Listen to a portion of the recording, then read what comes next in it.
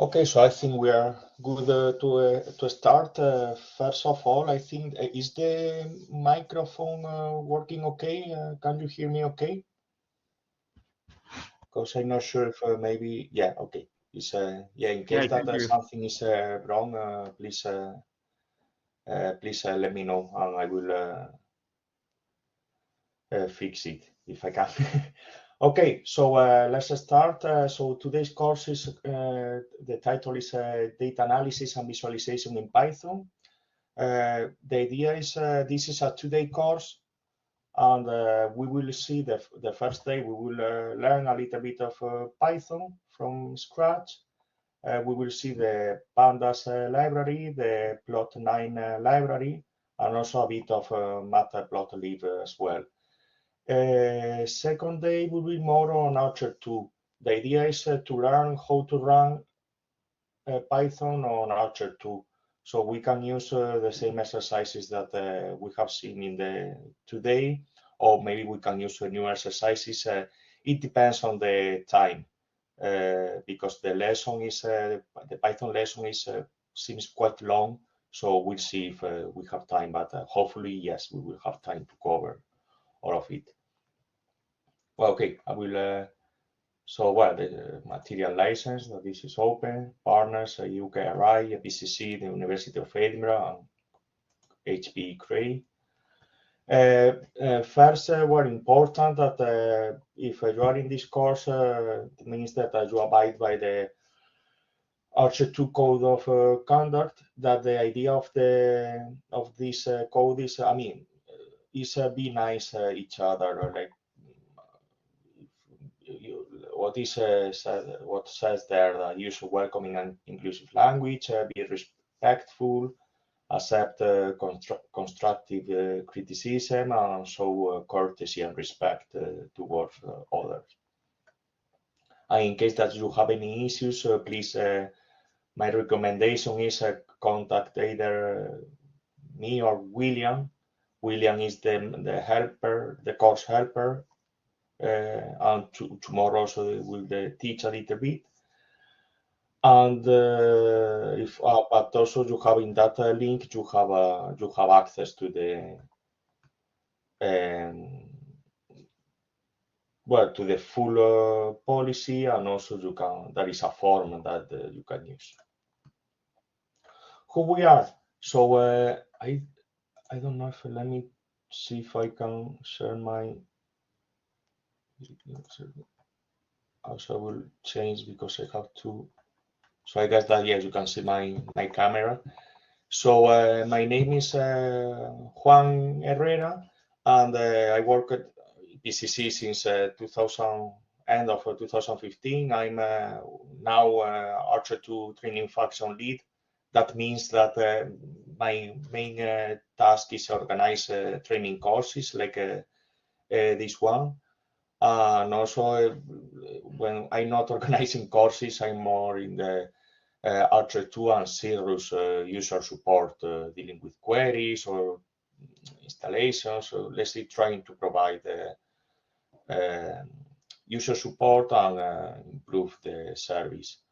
And as I mentioned before, we have William Lucas that is a colleague of mine, is also TPCC and is involved in these projects. I'm not sure, if, William, if you want to present yourself, or sorry, sure. just copy data from the internet, so I'm not sure if this is.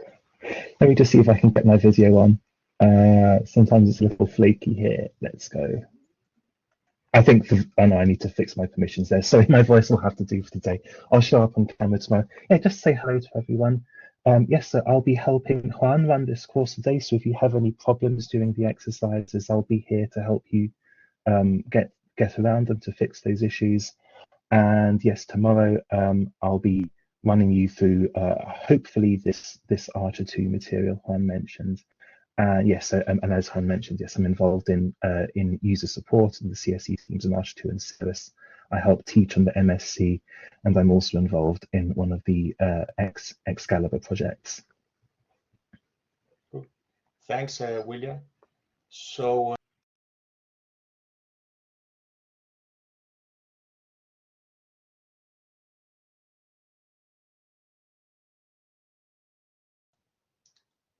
sorry, I mute myself. So both of us, well, okay, repeat again. Thanks, William, and both of us work at EPCC. EPCC is they said that was founded in 1990. Originally it was Edinburgh Parallel Computing Center, but now we use more EPCC. But yeah, sometimes when someone asks me what is EPCC, I use that, let's say the full or name. It's a self-funding center of excellence at the University of Edinburgh. I think we are around 130 staff, maybe. I think, yeah, this is the last figure, but yeah, I'm not sure. I'm not pretty sure about the number, but yeah, roughly that, maybe some number more or less. And we have a bunch of projects that are could be academic research projects or commercial projects with the industry. And also we have a postgraduate teaching. We teach some MSc courses. William is involved in that. I'm involved more in the MSc, the dissertation project.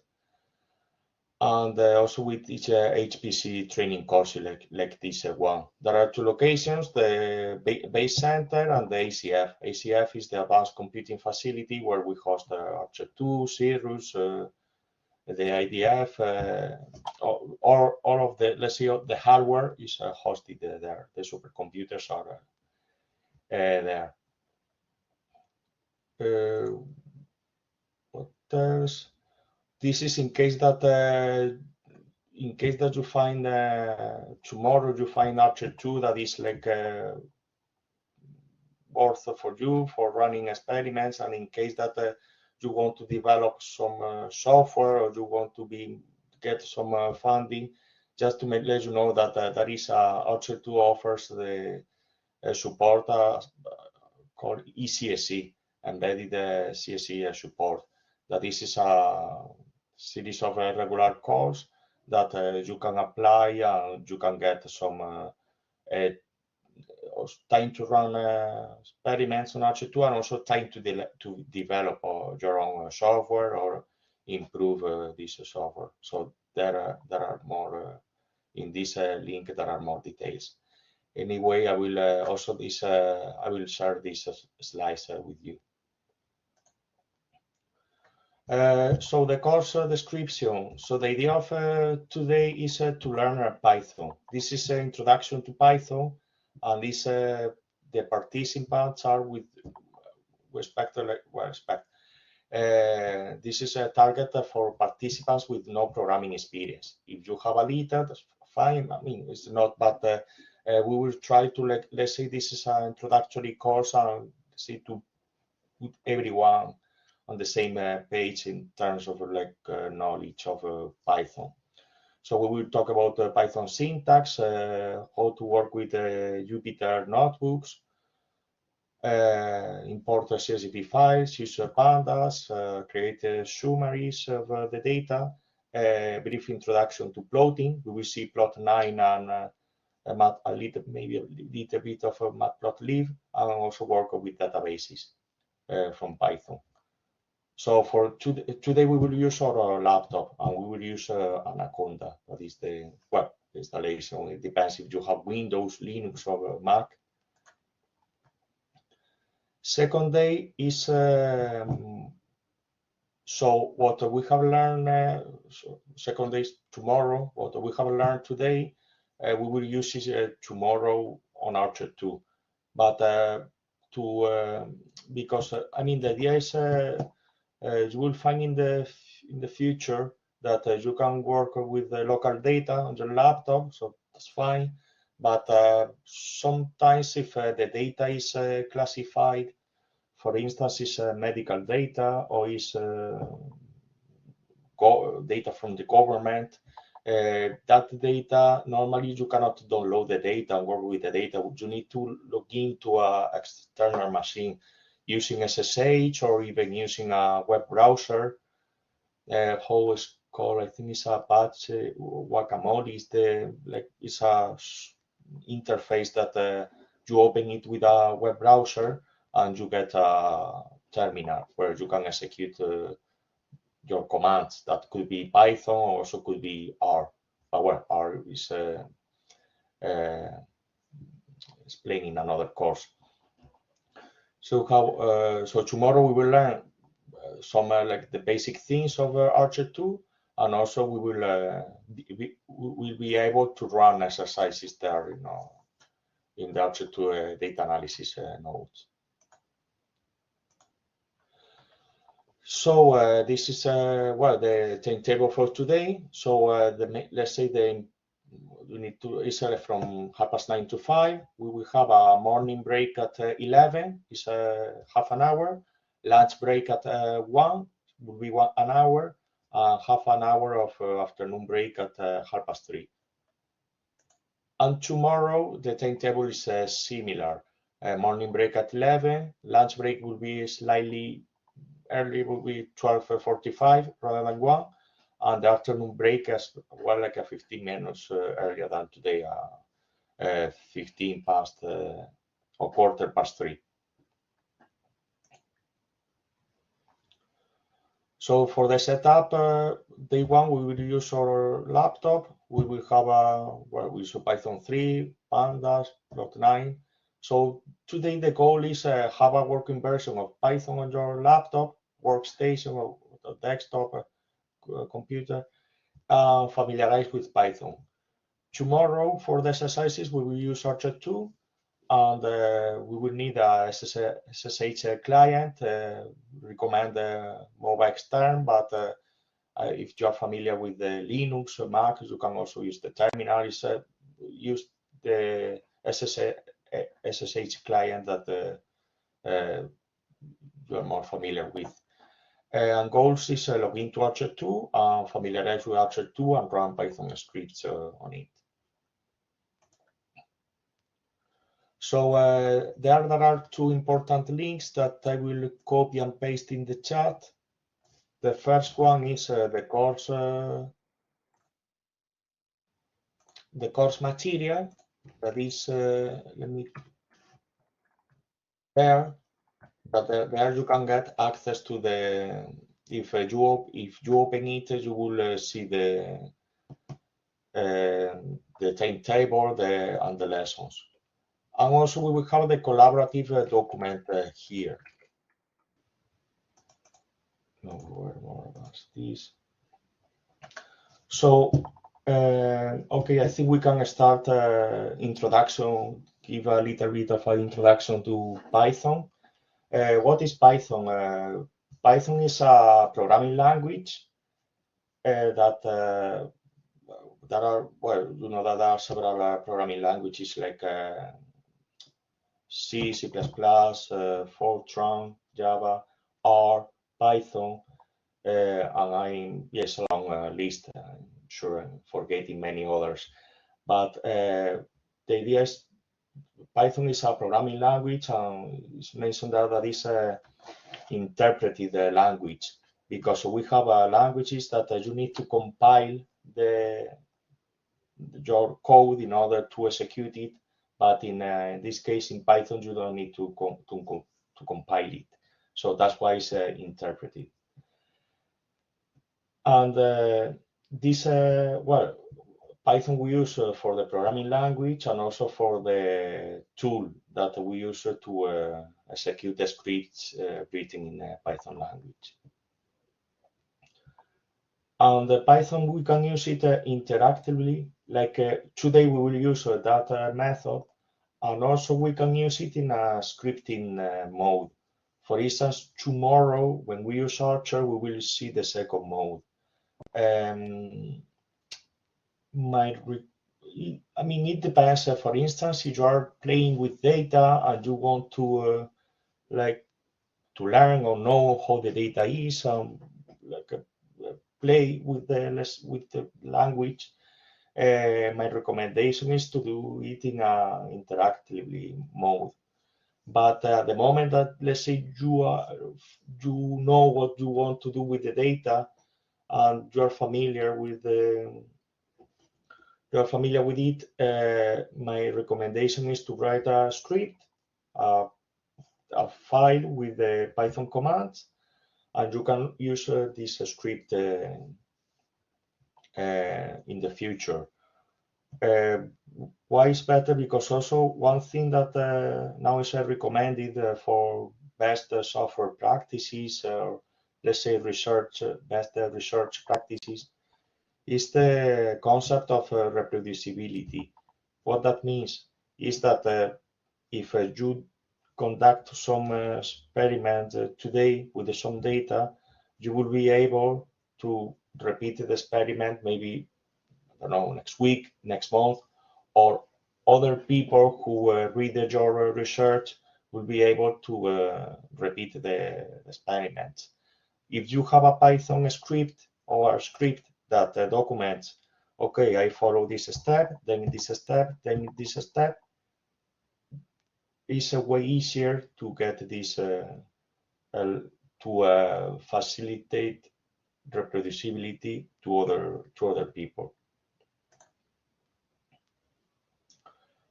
Okay, why Python? Why we are learning Python? Why Python is now so popular? Because well, the ARCHER2, I mentioned ARCHER2 many times, is the national HPC service. So this is the name of the service and also the name of the supercomputer. I remember when was Archer was before 2000, before 2020. Python was not that common. Was available, but not that common. For instance, for Archer2, now Python is quite common and is a lot of people use it. And the advantages are there. It's free, it's open source. Open source also, the advantages is that you can get help from other people to develop the software, because when it's when the source code is not available, maybe people cannot help to get progress with the, but being open source is gives that option. It's available on all platforms, Mac, Linux, Windows, supported by the Python Software Foundation. Also, there is a support on multiple programming paradigms. We will not see that today because it's quite bad, but they said that there are different ways of programming. You can use things called imperative, object-oriented, modules. So you can use all of these paradigms to code software. Larger community, that means that when you search something on Google or you want to get some documentation, courses, there are many, and a rich ecosystem of third-party packages.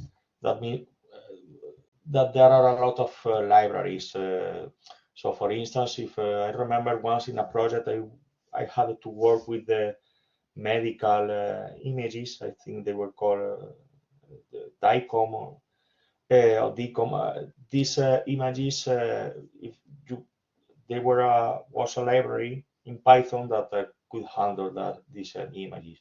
Well, today we will learn Pandas. That this is a library that we can use for data. Plot9, Matplotlib, NumPy for SQL. Also, there are libraries. So there are many libraries. So that also this is good to learn or to use Python. So yeah, I explained already what reproducibility means. This is a versatile also language because you can analyze some data, you can plot the data, you can connect to a database, you can do many things with the same language. Easy to learn, so the learning curve, what is called, is quite easy in the sense that you can learn Python quickly. Other languages, like for instance, let's talk about C, Fortran. It takes more time to learn because you need to handle memory, this is are more complicated. So Python is quite, let's say, user-friendly in that sense. Well, this is already mentioned that it's a free, open source, large and welcoming community. Yeah, that's why it's so famous. There are other languages that are less famous, because maybe one of these reasons are not in those languages. Knowing your way around Anaconda. What is Anaconda is if you want to install Python on Windows, it's recommended to use Anaconda. Anaconda is like a kind of an umbrella of different applications. So let's say a suite of applications. The list there is we will see today Jupyter notebooks, where we will use Jupyter Lab. Later we'll explain the difference. We have IPython. IPython is a console that you have. You write commands and you get the output. It's like a more, let's say, it's in an interactive, to use Python more in an interactive way. With Jupyter notebooks or Jupyter Lab is kind of similar, but also we have two IDEs available in that in Anaconda. One is Spider and the other is PyCharm.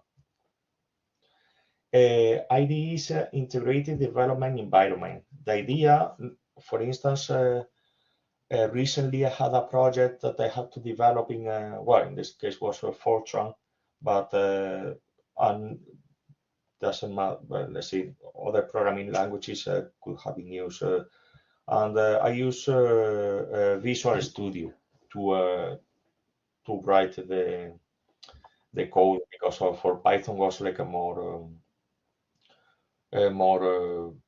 sorry, for Python, for Fortran was, let's say, was better, or gives you like more. But in case that the project is in Python, there are these two, Spider and PyCharm, that are quite good. I mentioned there the package manager is Conda. The thing is, I don't know if you have that issue, but I try, because I have to confess that I was before a Linux user, but since a year ago or 2 years ago, I moved to Windows in order to like for these like teaching tools of now that actually I think was after this 2020, the pandemic, that there were a lot of Zoom calls, Teams, etc. That let's say that I got a new laptop, and I have a Windows in that laptop. I have a Linux as a VM, and yeah, I can live with both. I mean, what I wanted to say that I try to install. I try to install some software with Conda. I don't know why I had some errors. So what I did, I used a pip to install, and also is I see in the chat that what is the like Anaconda is the like the suite of applications, and inside the Anaconda you have a Conda, that is the package manager, and also you can use Miniconda. Miniconda, as I is explained in the chat, is like a like reduced version that you install the software that you need. The Conda already has like some packages already installed. So help. When we use Python, for me it's very common that I don't remember like the syntax of some functions or what that means. So there are a lot of ways to get help. You can use the interrogation symbol when you are working in an interactive mode. Well, we will see it in the lesson, because I will not remember like some parts of the of the command, so I would have to like type that in order to get the help. Also, the Python documentation is quite good. It's available on the internet. Pandas documentation, normally each library has its own documentation. Google or any search engine that normally when you get an error, we will see today that we will get several errors. What they did was go to Google, search that error, and normally it's mentioned there Stack Overflow. You will find an answer on Stack Overflow. If you want, you can also ask there, but I would say that when you start, like most of the questions happen or have been already asked. So maybe when you use Google, you may find the answer. If this is something new, of course, you can write the question in Stack Overflow and get help from there. And colleagues as well. Sometimes work at EPCC, we have an internal chat and a lot of questions about Python, Fortran, or any other tool are asked and they get the answer. So don't be afraid of asking, because it's that's the best way of learning. Otherwise, you will, the question that you have will be an answer. Well, more resources that are like this is like 3 examples of, but there are many other resources. And well, yeah, this is the. So, okay, I will stop with this presentation and what I will do is I will share my screen. First, I will check that I see that, yeah, a few of you, I'm reading your answers. A few of you have experience with the Python. R, I see that some of you know R. I asking that because you will see that some of the contents are, or let's say some of the ideas are pretty similar that for R, like some methods. So if you are familiar, for instance, with plotting using R, when we use Python, we will use the same syntax. So that might be helpful for you. And I see that, yeah, no one uses SQL. The thing that we will see of SQL will be pretty basic. We will only to like connect to a database and do so that will be like a really basic, not so that good. Let me. Okay, I will move and I will share my. Yeah, I think it's easier if I share my screen. Entire screen, screen 2. Okay, so you see now my desktop background, and I will open Anaconda here. Well, I didn't ask. All of you have Anaconda installed? Would you mind raising your hand if yes? And also we can test it.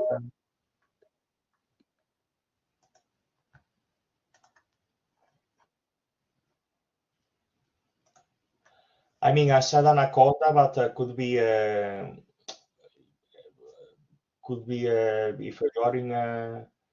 if you are in Windows, sorry, in Windows Anaconda, but if you are in Mac, maybe it's you can use Terminal, or if you are in Linux as well. Cool. So I will close this. Okay, now it's open, so I will move the. So Anaconda is something like that. So as I said, it's a suite of apps. We have a notebook, Jupyter Lab. We have also, in case that Visual Studio Code, Qt. So there are several. The Spider, this is the IDE that I mentioned before. Well, PyCharm is not installed, but you can install it, RStudio. Today we will work with the Jupyter Lab. Jupyter Lab is like a, let's say, in Jupyter Lab you can use Jupyter notebooks, but also you can open a file. You can have they have like a more features. So what we will do is we will open. If we click here in Jupyter Lab,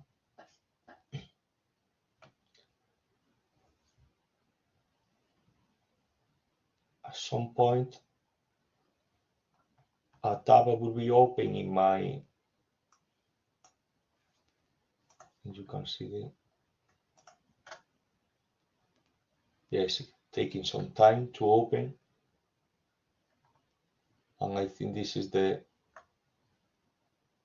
yeah, me yesterday playing with the lesson. So you will have something something like that. Also, I forgot to mention that because this course is, well, we are delivering this course online. If could be the case that if you have two screens, maybe it's easier for you to like follow the instructions. But if not, well, you can even either listen to me or pay attention to the share screen. But please, in case that you get behind or you need some time to, or please, let me know with the chat. Don't be silent. Because the idea is like let's say work together with that. So why Jupyter Lab? Because you see that here we have a notebook. We can also use the console that, and also we can use a terminal. We can write a text file, markdown file. So we have like more options here. But what I will do is I will start with this opening a notebook.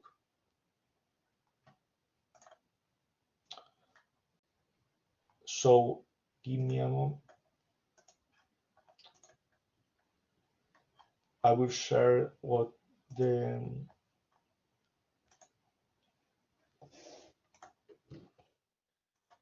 I will share in the chat.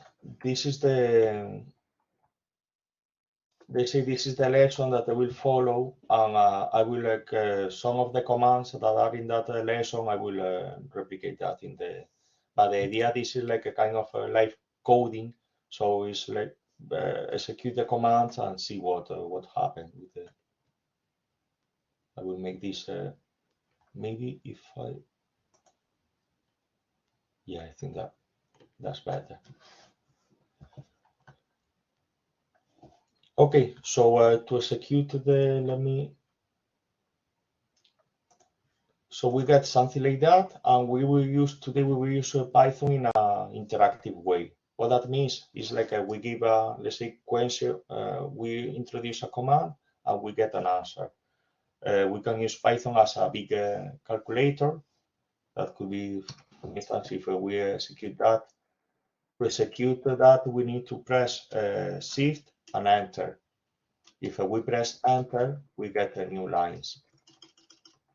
So to execute this is Shift key and Enter, and you get the answer. 2 plus 2 equals 4. Well, this is like a, in case that we want to use it like as a big calculator. But there are other what we can use the function called print. Every time that we learn a programming language, assigned normally is print hello world, and we will do the same here in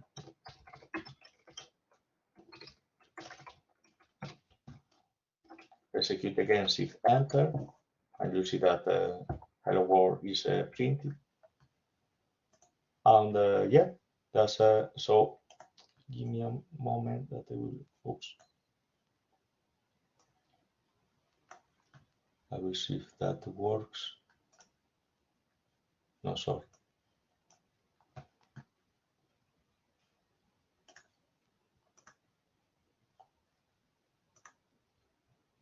I have too many windows open. Okay, so now what we will do is we will have a basic introduction of what Python, what we can do with Python. The first thing we have seen that this is like a kind of a calculator, but the first thing that we will learn is use variables.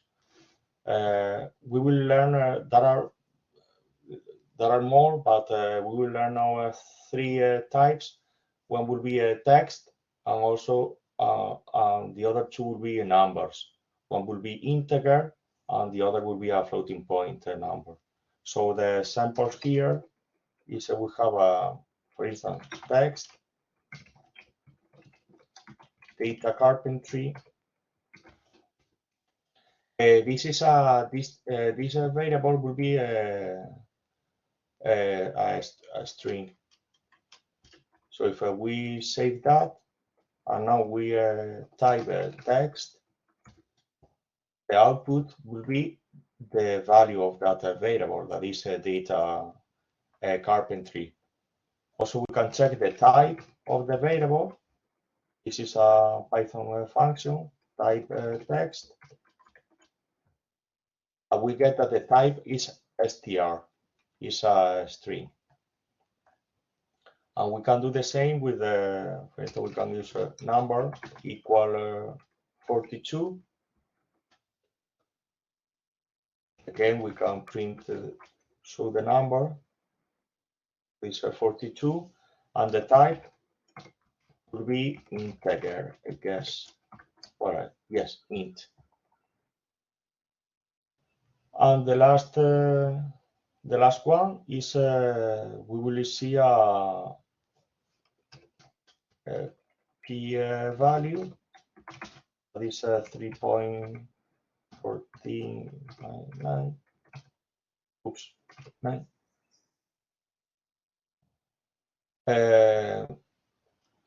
Let's execute that. The type of p. Also, another thing with the, if you see that I wrote the start, the name of the variable, like the start. If I use a tab, I can get some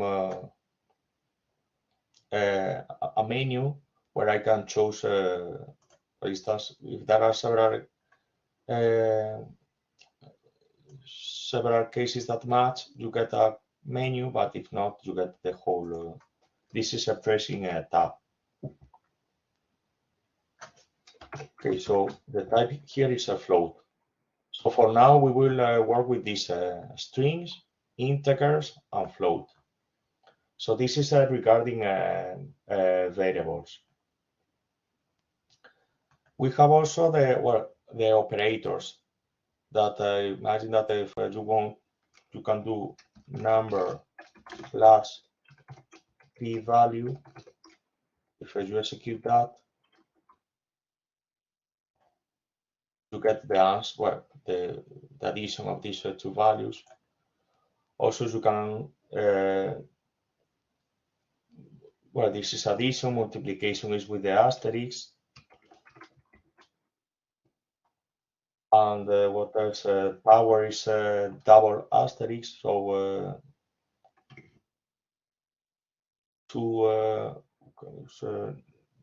9, that would be 512, I think, yeah.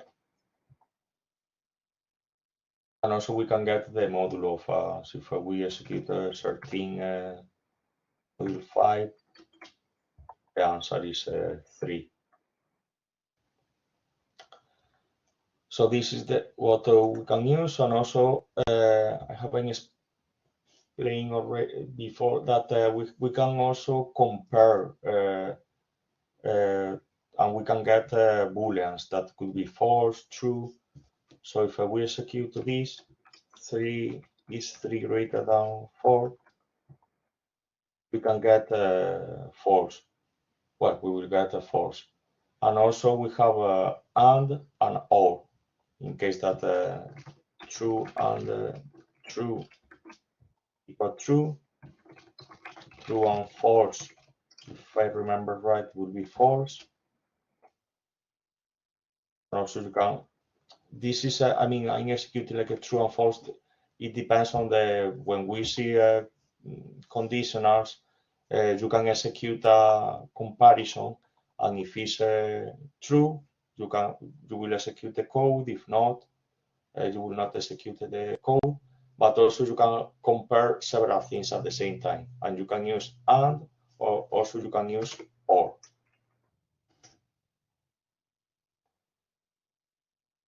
Now we will learn a little bit about, because we have seen variables, but we will learn about, in Python are called list. A list could be a list of numbers. So numbers can have like 1, 2, 3, 4. Remember that, okay, so things here. For to assign values, we use the equal symbol. I'm explaining that because, for instance, in R is well, you can use that symbol, but normally it's an arrow. But on Python is equal. And also for lists, you need square brackets, like the ones that I'm using. The elements are separated by commas. So when if we execute that, I don't get any output because this is, let's say, saving the variable numbers. But if I want to see the contents, I execute numbers, and I see that the output that I get is a list of 4 numbers. And we can get access to this, to the element of these numbers. Sorry, to the elements of this list. So if I execute, if I want to print this, the first element, what number should I? What number should I write here if I want to print the first element, that is 1? If you can write that in the chat.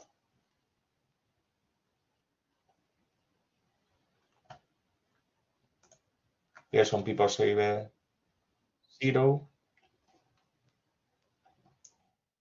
Okay, why I'm asking this question? Because some people may think, okay, if I use 1, I will get the second element rather than the first one. Why?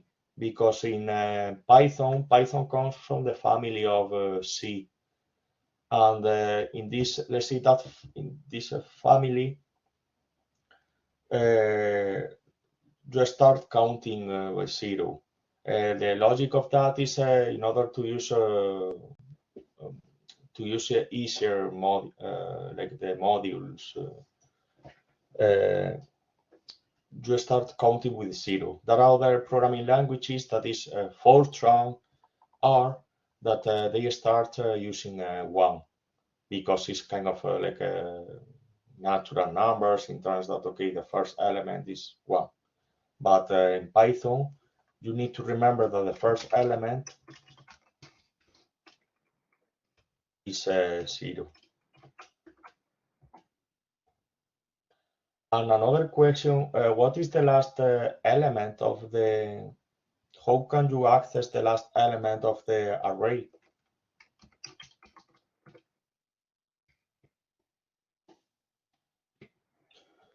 We see here that we have 4 elements of the, so you can use either, there is a function that is length,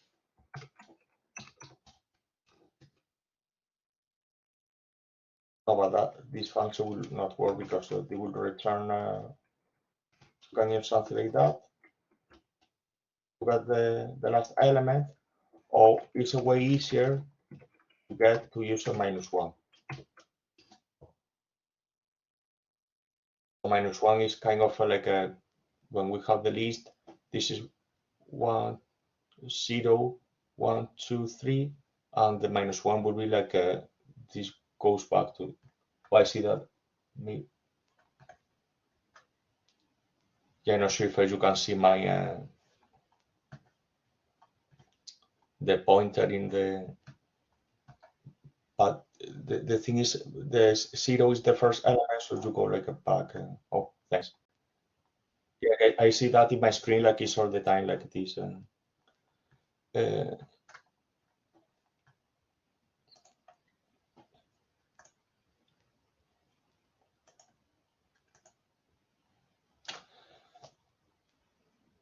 Yeah, there is a question in the chat that is why the first entry number is considered as a 0 in Python.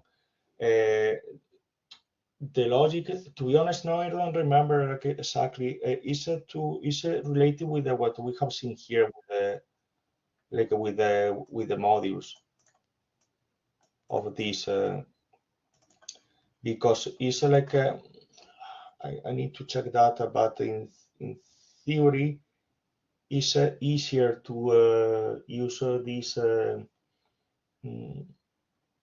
The thing is, I cannot give you now an example of. I can check and let you know later. I think later I can explain better what is. But it's related with the modules that. Let's say if you use like here, or when you.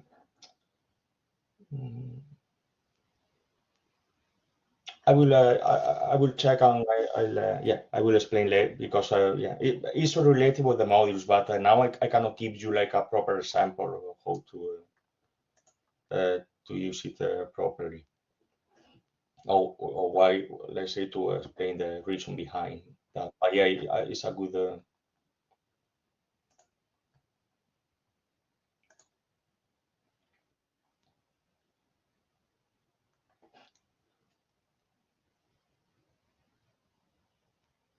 Yeah, so yeah, also the reason is, but this maybe, I mean, the thing is because Python comes from C. In C, when you when you get the element of the vector, okay, I think I remember. You can use either numbers, or also you can use a pointer, and if you use the pointer arithmetic, a module is easier to use. Yeah, I think it's what William is. Thanks.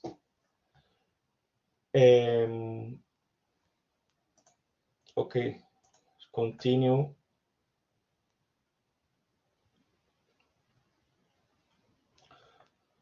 Okay, we have a single list, and also we have another type that is called a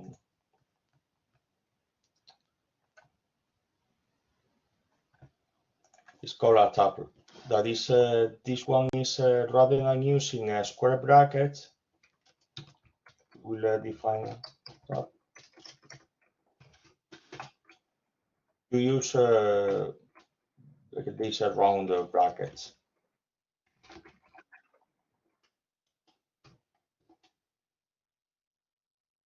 So you have something like that.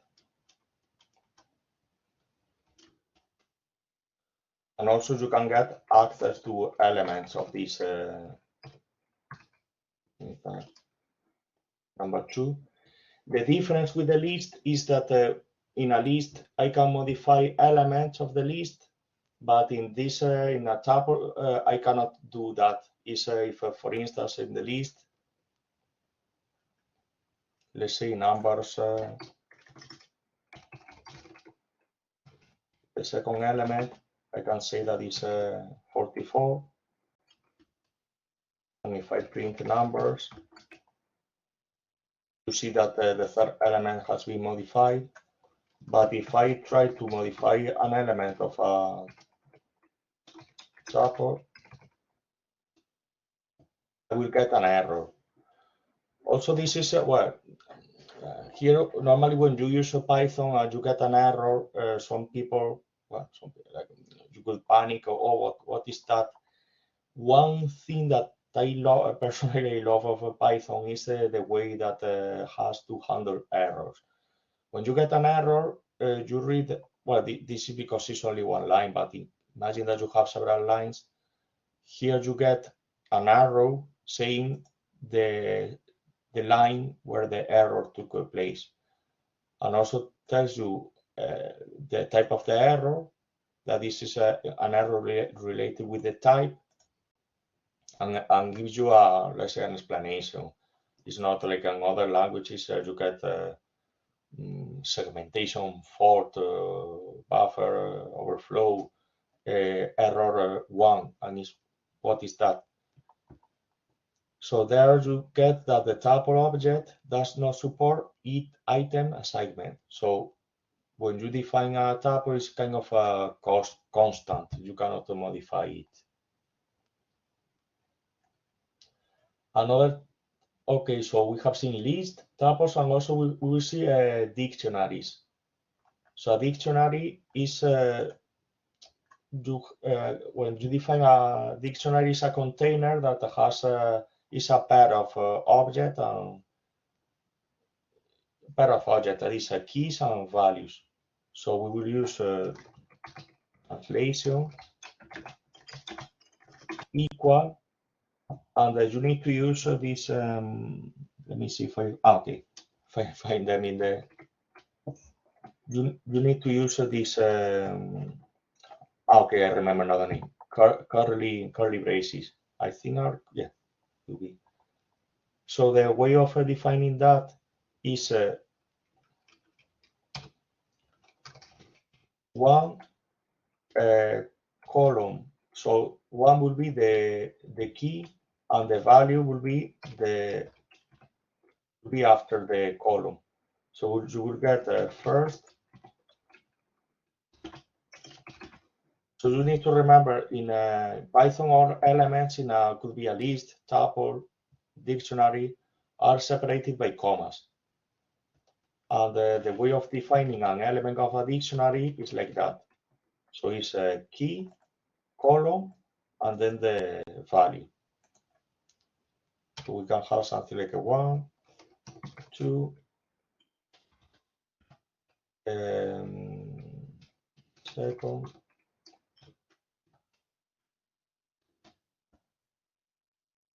So if we define that, we can use translation, and rather than using a number, we can use the key. So we can use translation 1, and you get that the answer is first. I didn't. Let's try for translate. In case that you write something that doesn't exist. Okay, you get a key error. This is another type of error. You see that before we got a type error, and now we get a key error. That says that, well, here is like a less, but yeah, that it doesn't exist.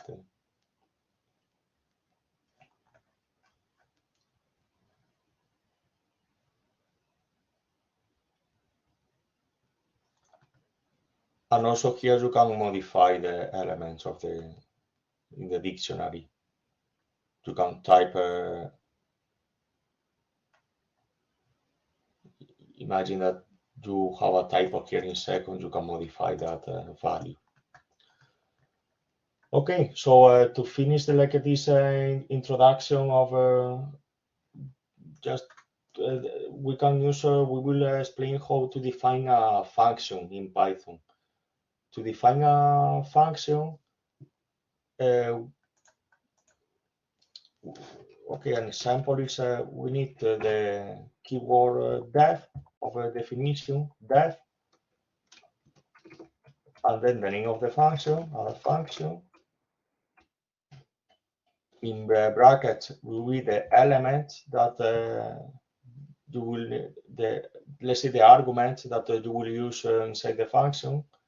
So we will have two numbers, a and b, and don't forget a column at the end of the function.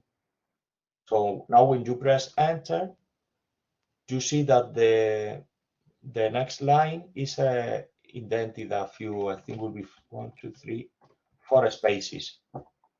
So now we are in the body of the function. So now we write can use the variable result equal a plus b, enter, and we will use return. Return, what that does is like return the value of the, so we return a result. And once that we are happy with the function, we shift enter, and now you have that function. You can use that function. So if we use add function 10, 30, we get that the answer is 40. So this is a way of defining a function. So, okay, so any questions so far? This has been like a very introductory way, let's say, to see how Python works regarding, we have seen variables, we have seen list elements, so different types of, we have a list, tuples, and dictionaries, and also we can define the functions. Later we will see like more features of Python. But if not, I think we are good to move to the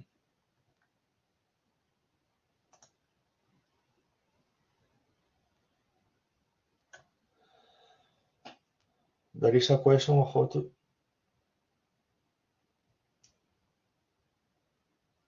you mean to save this in the save the notebook in the,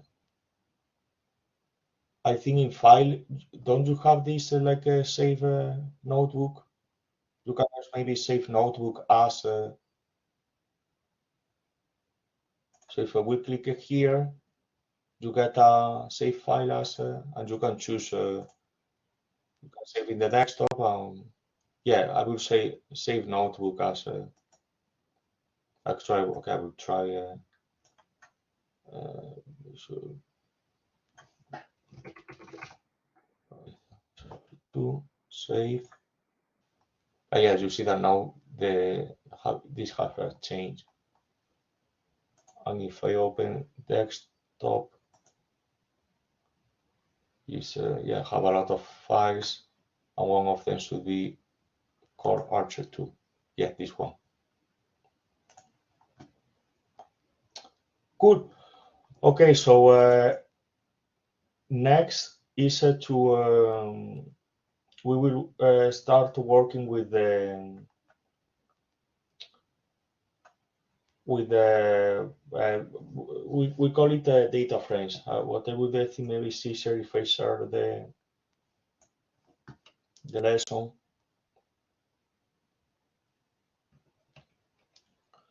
So, okay, from now what we will do is we will use the library called Pandas, and we will also use a CSV file, and we will load it in the memory to work with that data. So the data that we will use is also good to get familiar with the, let me see if I can make this bigger.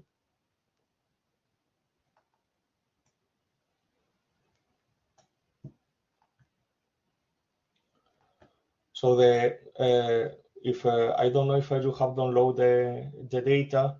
The data is here in service. Well, one of the files that we will use is service.csv, and the data is available on the internet, and the data comes from long-term monitoring and experimental manipulation of Chihuahuan Desert ecosystem near Portal, Arizona, USA.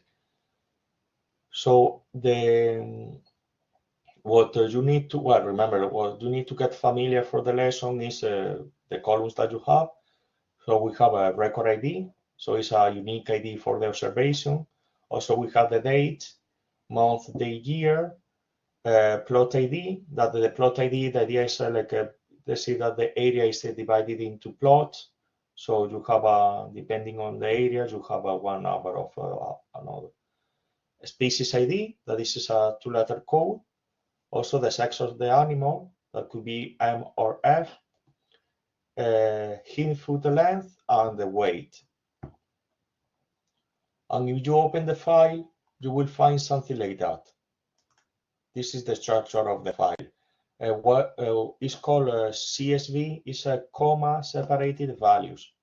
So you have this is a way of saving, let's say, a table of data.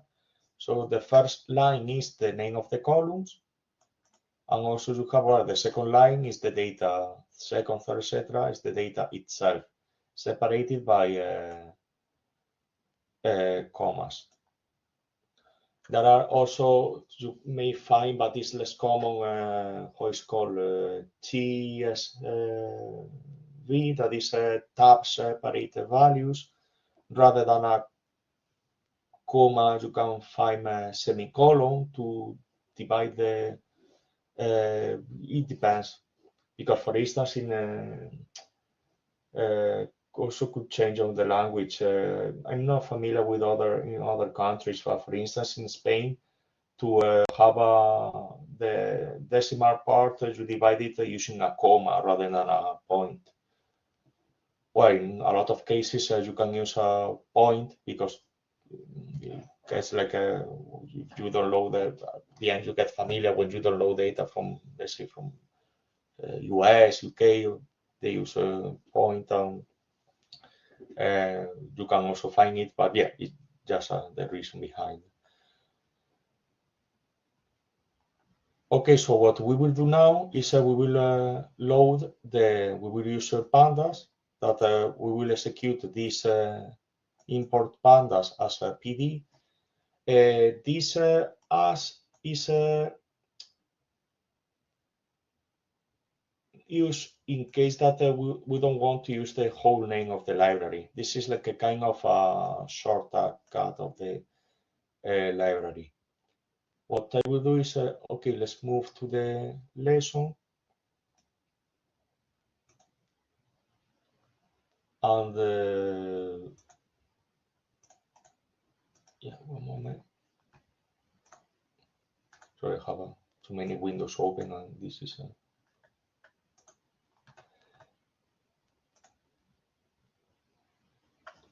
so to import the library is import pandas.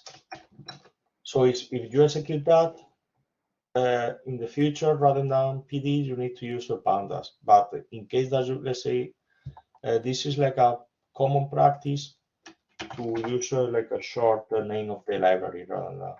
So like common practice is to use a PD, but it's up to you. In this case, let's follow what the lesson said. So it's a PD. And if you have that library installed, well, it takes some time to load, but it shouldn't fail. In case that that command fails, you need to install the library, the Pandas library. If it fails, let me know. I hope it works for everyone.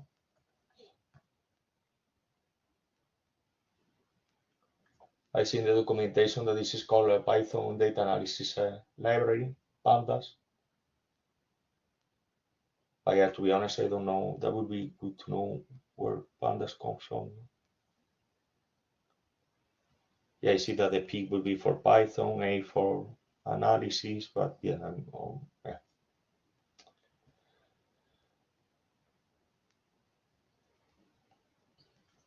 So when you do that, you need to load the CSV file into memory. So to load that, you need to execute pd dot. If in case that we didn't use as PD, we will need to use pandas dot.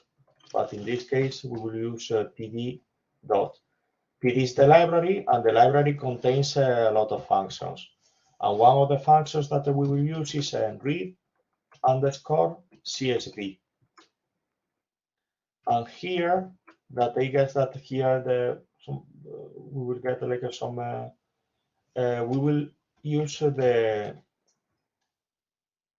I need to open and see my desktop how it's.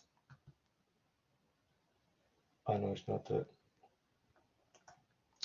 If the file is in the desktop, in your desktop, and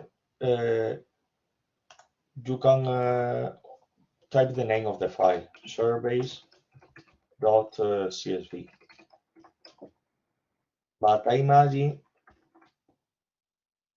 you may have this error. The error, if you see it, well, it's like a long error, but you need to check the first line is a file not found. So what that means, that surveys, so the notebook, you have seen before that I saved the notebook in the, well, actually,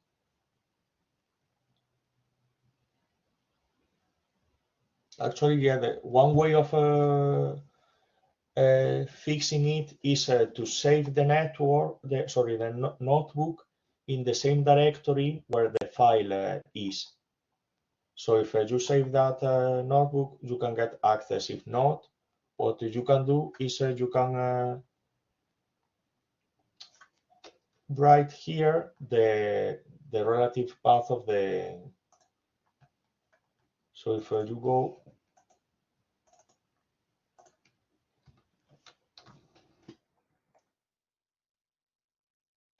So you see my screen here that I have a folder that is called data, and in each folder I have a lot of files.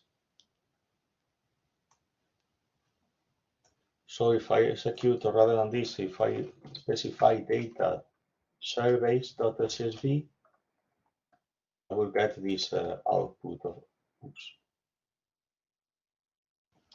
I will make this maybe F11.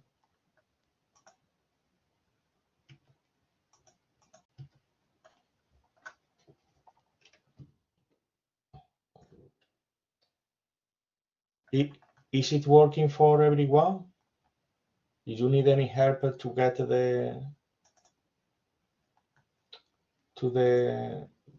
this open? And when we load the data, we load it. This is what is loaded is called a data frame. That you might have heard this expression before. Data frame is actually a table. It's not that. You see that the table you have the columns that we have record ID, month, day, year, plot ID, species ID, sex, hint for the length and the weight. And also you have the number of rows. We have according to the output is 9 columns and 35,000 rows. So if and also where this concept of the data frame is also used in R as well. Also, if you have worked with R before, a lot of things that we will see now here are kind of similar, or you might feel that are you will see that these rows are these rows. The methods that we will use to analyze the data are pretty similar to the ones that we use with R. Okay, so I load the data set, but I didn't save the data set anywhere. So what I will do is I will create a variable called surveys underscore df. df is for data frame, and I will repeat again the same that they have the same instruction that they've done before. pd.read underscore csv brackets and the name of the file, that is well, actually the relative path, data slash surveys.csv.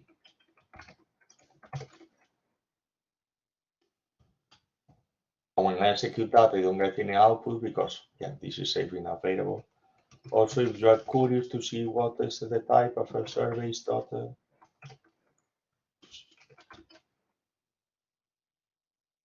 you can see the type. The type is well, because we are using the type is defined in pandas. So it's a pandas core frame, data frame. So this is the, and also if we print, if we use a surveys PF, and get again this output of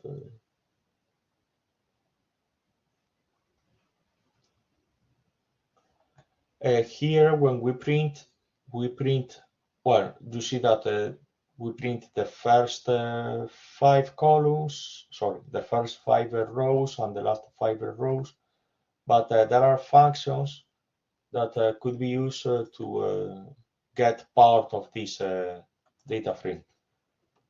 So we can use a surveys underscore df dot.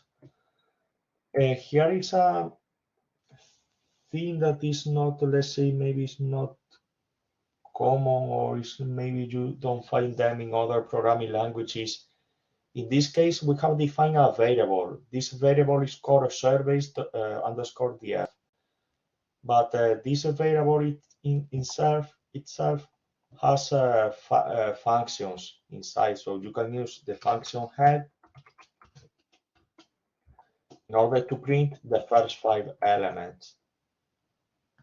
Normally, in other languages, these variables are called objects, because objects could contain data and methods as well. But in other cases, you may find variables that doesn't contain any method like that.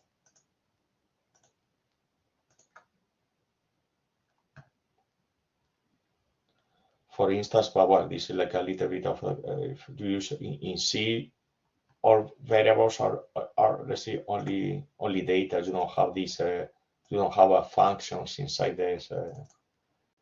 You don't have objects, let's say. You have only variables without any functions.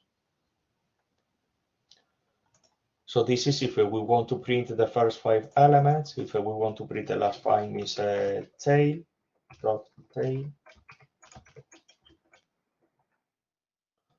Also, the ones that are familiar with the Linux, you may know that if you want to print a file, you can use the command head or tail to print the beginning of the last part of the. And also, what else?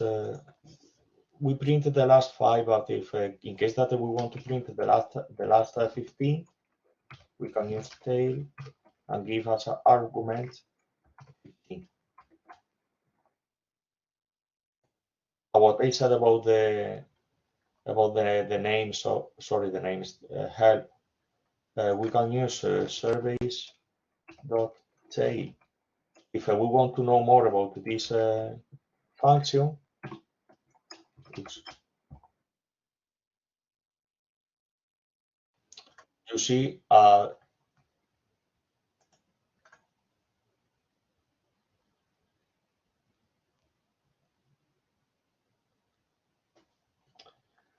you see this like the argument is for this function you only have one argument, that is end, that is well, you return the last n rows, and the parameter here is explained that n is an integer and the default is 5.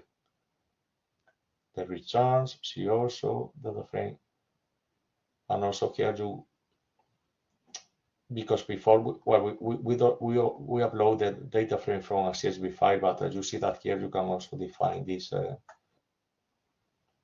So the good thing is the documentation is quite good, because it gives you examples even the last n line, so it's quite useful.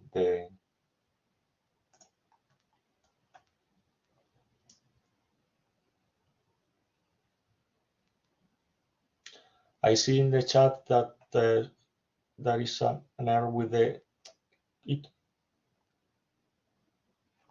weird that you don't. We can see that because now the break is at 11, so maybe we can have a look and see what is happening with this.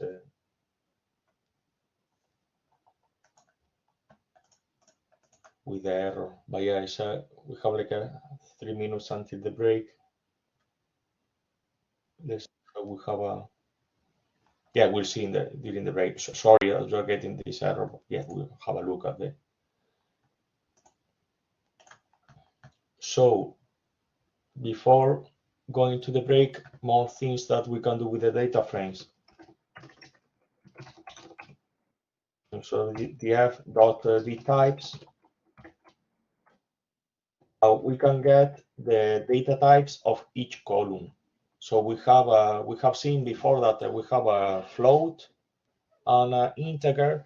Here is there's an int 64.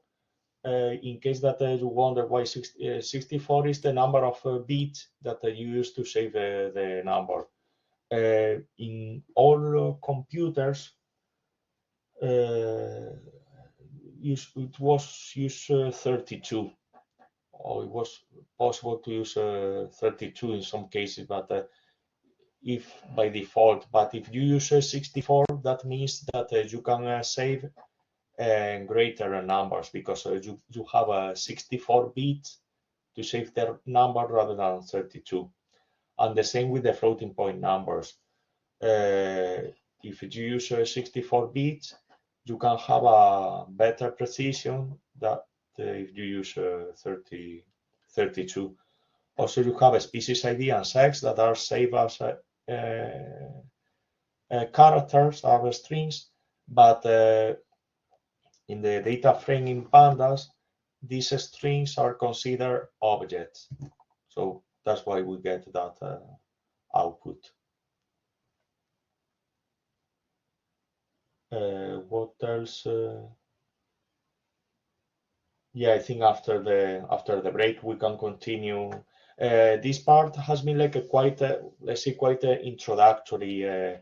Now we will start at the moment that we start working with these data frames to do some statistic operations.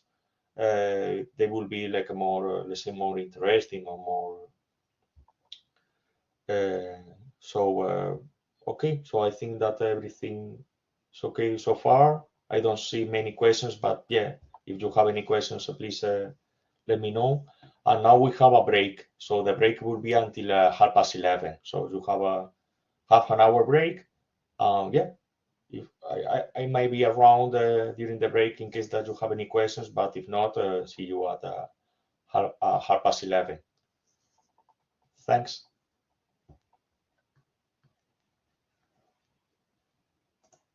Okay, so I see that there is a person that is getting an error. I think we can, let me see if I can do a breakout room.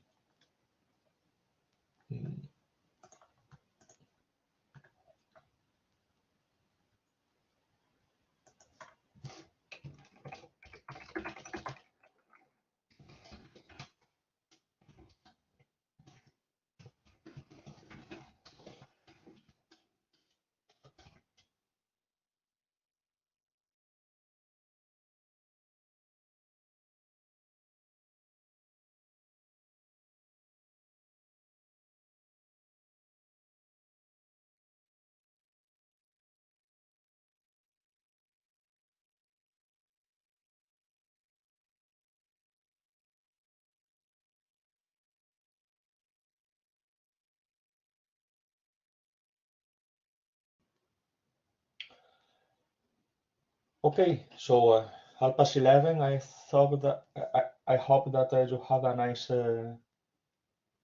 break. Not sure if you are more of a coffee, tea, water. I just had some water. But yeah, maybe later today I have some tea or coffee. Need to decide. Okay, sharing my screen so we can start learning more about data frames. I didn't, yeah, I hope that everything is going well and you are following okay the lesson. Please let me know if you have any questions or any comments or yeah, because the thing is like I'm talking in front of two screens and I don't see the feedback in terms of like if you are lost or you need more time to follow the lesson or so. Any feedback for me is important to see if, because this lesson of this teaching is for you to learn so please speak up in case that you have any questions or yeah, thank you. Now, as I said, it will be like a little bit more well, more advanced, but that's also the thing that is kind of a gradual. We are like going step by step in order to get the. I will close this. Cool. Yeah. Sorry about the notification. I just closed Slack.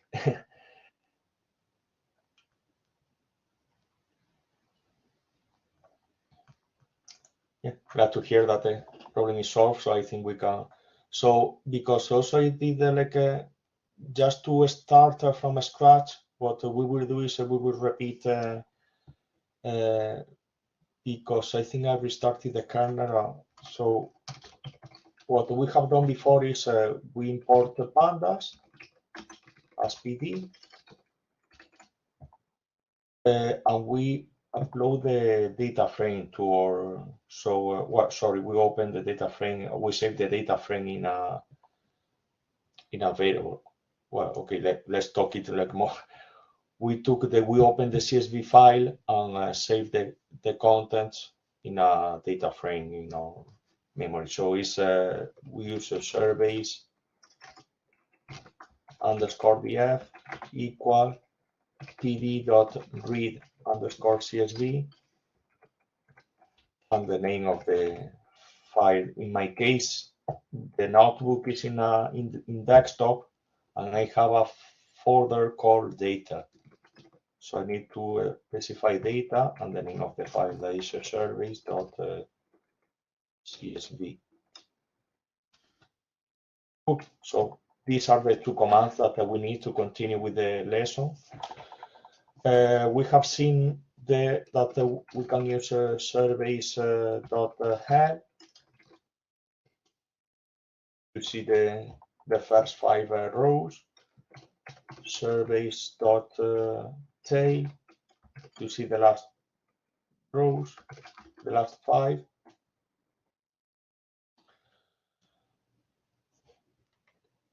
And what does we have? We have surveys dot shape.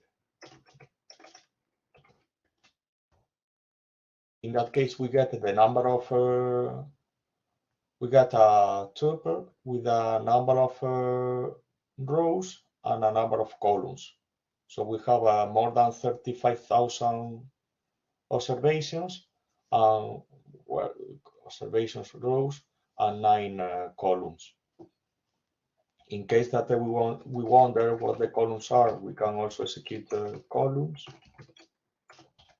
If I can type. So we got this is another that is called index. So we got record ID, month, day, year, plot ID, species ID, sex, input length, and weight.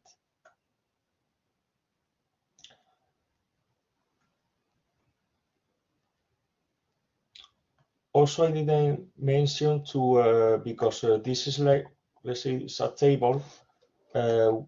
We can, if in case that we are interested in the column species ID, for instance, we can get it. So if I execute something like that, I get this column that the length is the number of, well, the type is object because kind of a character that what I explained before, that data frames you can save integer, float, and strings and something else are considered objects. So we have something like that. There is another. There is a function in the Pandas library that is called td dot. It's called unique. In case that you want to learn more, let's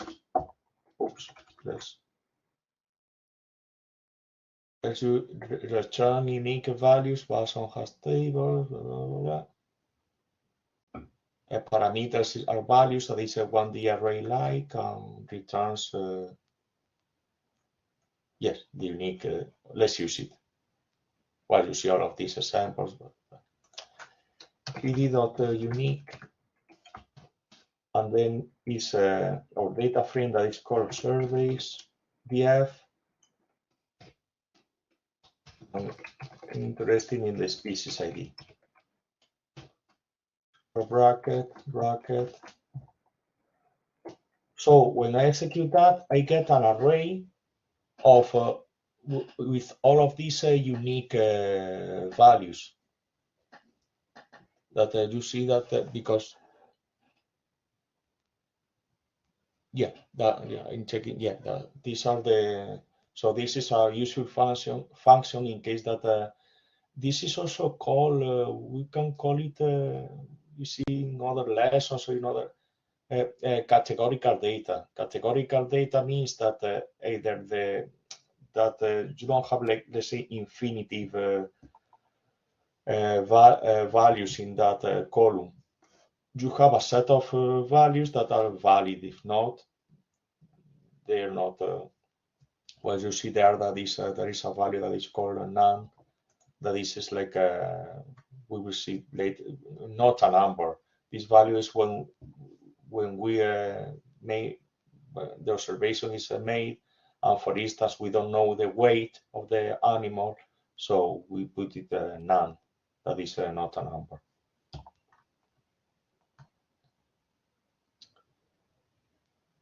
And also, well, this is a way of getting the unique values, but I think there is another way that if we do surveys df species ID,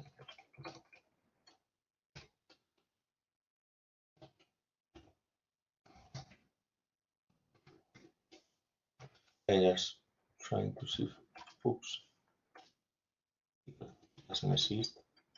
Okay, this is another way of because this let's say object, this data frame, one of the methods that it has is a unique. Also, there is another one. I will copy and paste. I think it's n unique. That gives you the length of this vector. It gives you the number of unique values that the species ID column has. In case that you wonder where this is, I will copy in the chat I'm following this lesson. I'm like going through the. So this is regarding this column that this is let's see, string categorical data, but we can play more with the numbers. We will play now more with the weight. So if we do surveys, square bracket, and weight, close square brackets, I get all of this weight. But well, this is not cannot. One thing that is useful is to use describe. The method of describe that is inside that data frame. So using that, I get the number of observations. You may notice that the length of or let's say the number of rows is 35,000, but count is 32,000. Why?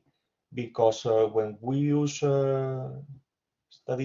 statistical data, or when we calculate the average, standard deviation, maximum, minimum, etc., we don't consider the nonce. Again, is not a number.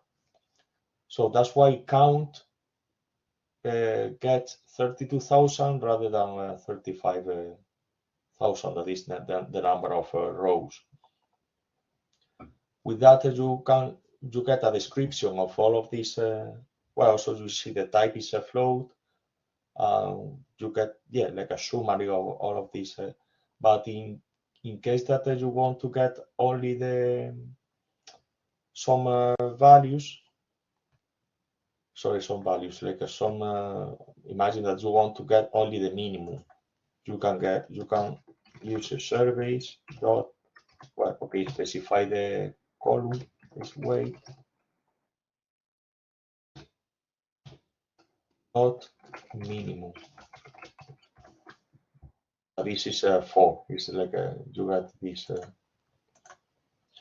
and you can do the same with the maximum, average, standard deviation, count, etc.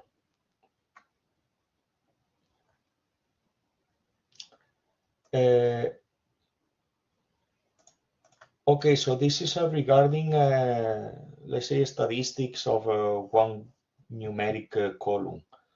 But now one feature that is quite, let's say, useful for in data frames and is quite used is to group data. We will use the group by method. Group by, if you have used SQL, there is a, let's say, not a command, function, it's not a function, a keyword called group by, that when you perform a query to a database, you can group the results by a certain column. And also in R, this could be this is well known to this group by method. What we will do here to get the statistics, we will group by data by sex. So what we do is we will create a new data frame that we will call group data, that this is equal to surveys df dot group by the column sex.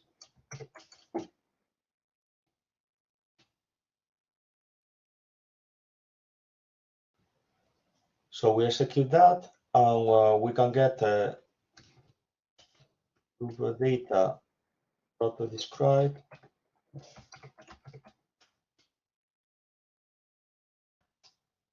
the thing is here we got a very long output because for each for record ID you get count, minimum, and stuff. So grouping by sex, by F, female or male. But well, this is like let's say not quite. This is to understand what group by does. So it's you can get the statistics of the data of some columns regarding. So if we get, let's use a group data, I will specify weight dot describe. Let's see the output that I have. You see that before we got something like that, but now we get same, but the grouping by sex. So we get the maximum weight if it's a female or male, count, the average, standard deviation, minimum.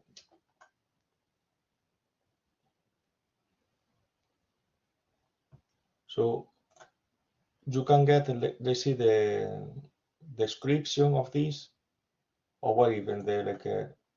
Let's use data weight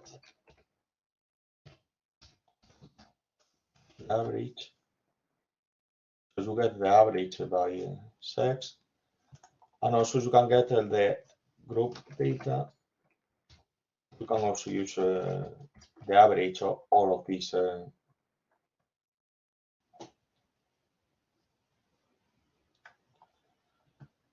And this is yesterday playing with the Python, I found this error. That this is a future warning that said the default value of numeric only is deprecated. What that means, remember that when we when we do group data dot d types, I think was the. Oh, no, it's not a function. Sorry. But you get group by data, but you get integers and you get floats. And you see that this column is an object. But it complains here that, okay, I can get the average of an integer, an average of a floating point, but I cannot get the average of an object. So when we execute this, if we want to avoid that error, oops, I copy and pasted the wrong one. What I need to specify is numeric only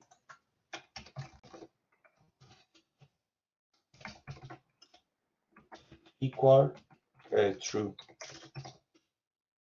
I think, yes. And now you don't get this error. This is kind of a future warning because I think this will be in a future version of Pandas. Numeric only will default to false. Yeah,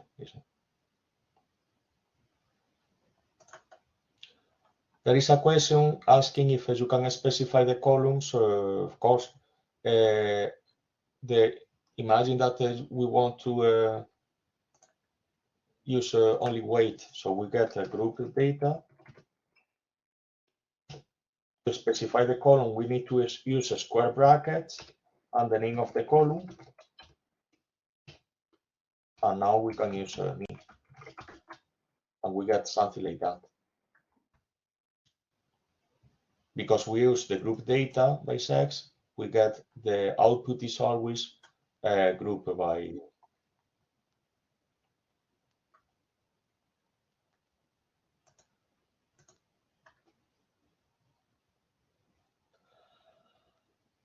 And also, well, there is because I think there is the.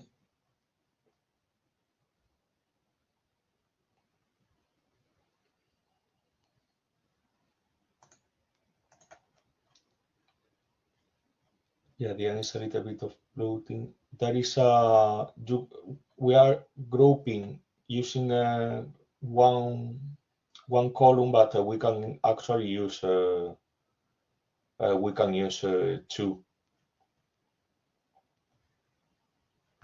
So if group data 2 could be surveys def dot group by, and we can specify two columns. So we can specify we need to use like to deliver give a list of columns. We can use plot ID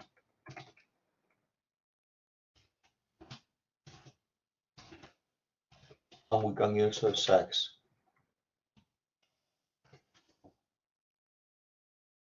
And we execute that, and now if I print the group data dot, sorry, data2 dot me, I get this error because I need to use numeric only true.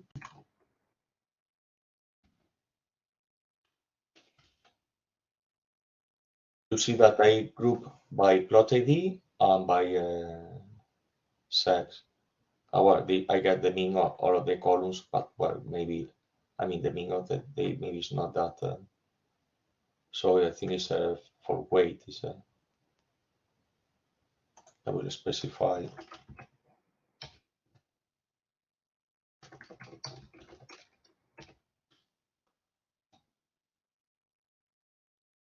So you get something like that.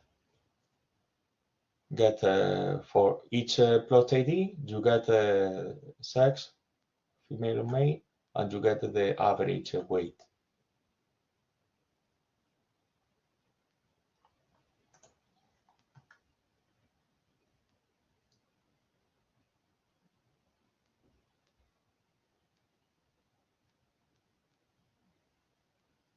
And what?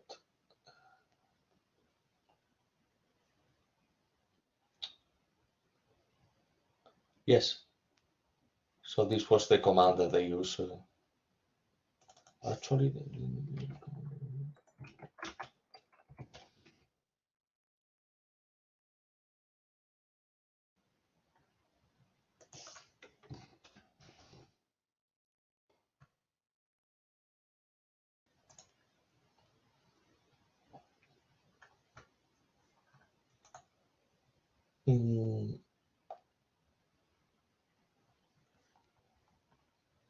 one feature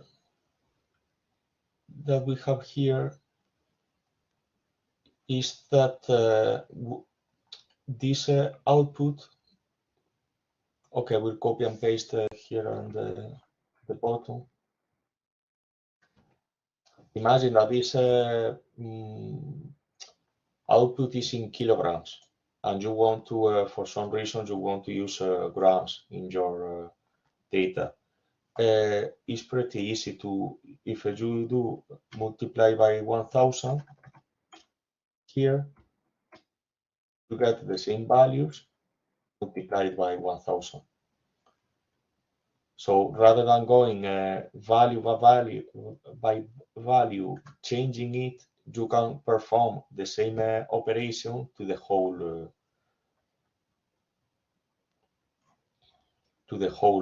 list that is returned, or the whole table that is returned.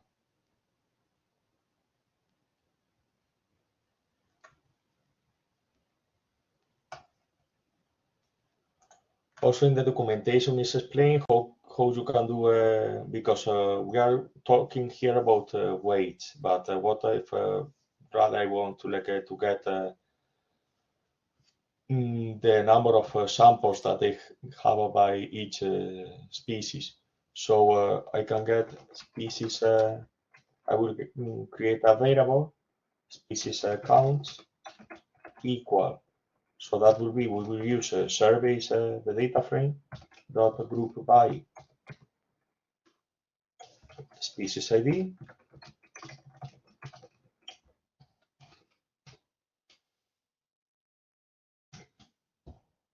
And what I will do is I will get the column that is the record ID. What, you may wonder why I get this column, because this column doesn't contain, let's say, nulls, doesn't contain not a number, so always contain a number. So it's more, you can count better this, the number of samples that you have. Not count. And now if I print, this is count. I get something like that. I get that for each count, sorry, for each species ID, I get the number of samples that I have in my data frame, database, you can call it.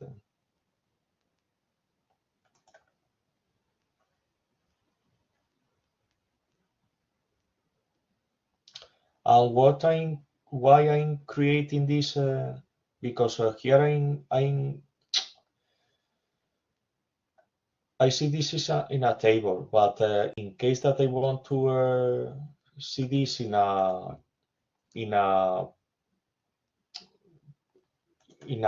plot, in a figure, in a graph, I can use the following.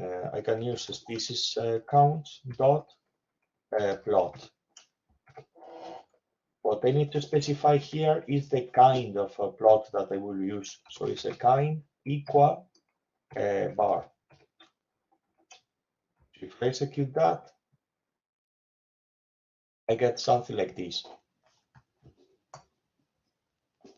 and just with the just one instruction, I can get a plot that I can use for paper, website, presentation. Okay, this is like let's see, not the most beautiful, because you see that the x-axis or the elements are together. So later we will see that you can change the font of the font size, direction. There are many choices that you can. And today we will only see a very small part. There are like documentation is so long, and you can do a lot of things with the. But the goal of today's, or let's say this course of today, is to learn that this is available, and this is available, and in case that you want to do like some specific changes, you are able to, you can use Google or use the internet to find them what you need to do.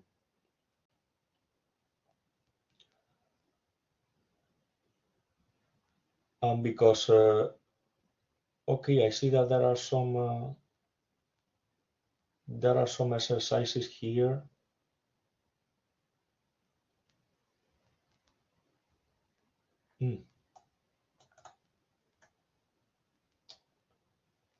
The thing is, let me check this. Yeah, I think we can maybe. Well, I forgot to comment that in Python, if you want to introduce a comment, you need to use the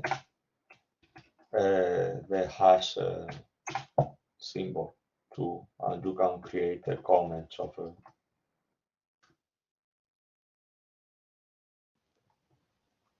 So, okay, I will give you a few minutes to think about this, how you can do these exercises of. We'll make this maybe a little bit more bigger. Any questions or anything, let me know in the chat.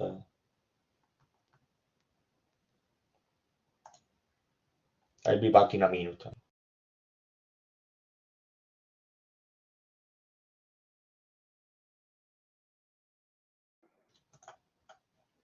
Sorry, I've been talking and I didn't realize that I mute myself.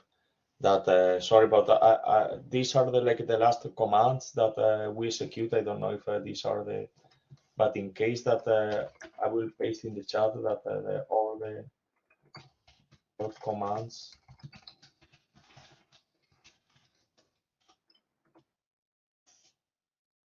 This is the lesson that we are following, and we are like a more or less in the last part of the. So what we will do now is we will play a little bit with the plots, and we will create these two.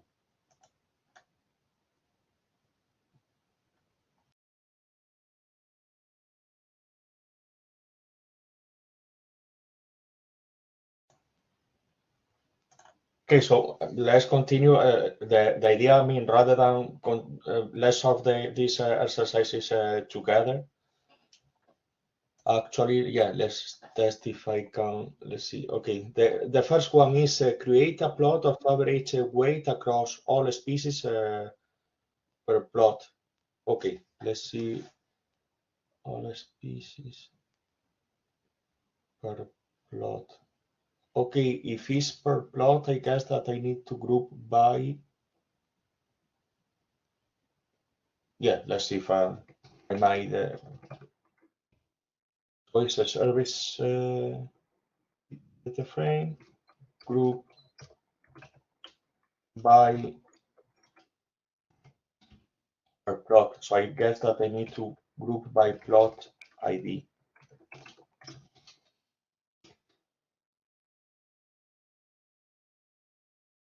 And then is weight, and we want the mean. So yeah, I forgot here the average. And also again, you can use plot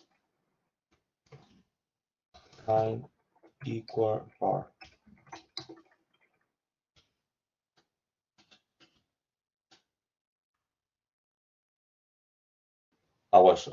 I'm getting this, but what I will do is, this is what I want to execute. I know, yeah, I think it's yeah, for each plot ID, I get for each plot ID that is here, the bottom, I get the average weight. We'll check if this is okay, seems that yeah, I was checking was now cheating and checking the solution. And yeah, this is the answer of the second one. Create a plot of total maze with total phrase from the data set. I think, okay, so I think we need, okay, again, service the group by sex, I guess.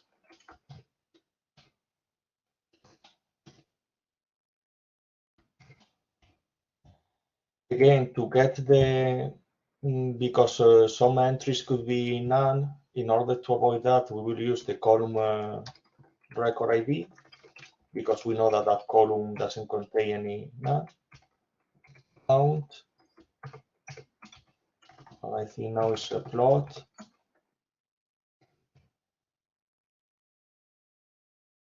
And was typed the, no, kind, I knew that. Kind bar. Not sure if I forget. No, okay.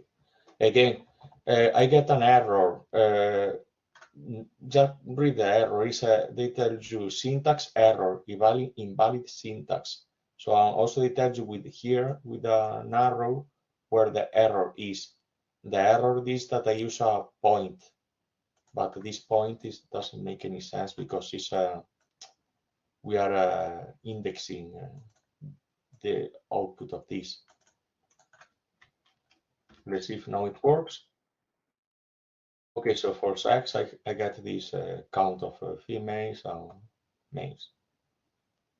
Okay, so these were these two exercises. Let me check the time because we have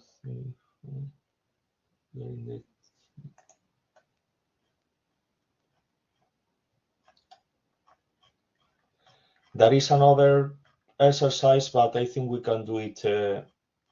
We can do it later, depending on if we don't have time to do it today. We can do it tomorrow. There is another exercise that is in this exercise. What we do is we plot the weight, and each column contains if it's a male or female, contains two colors of the.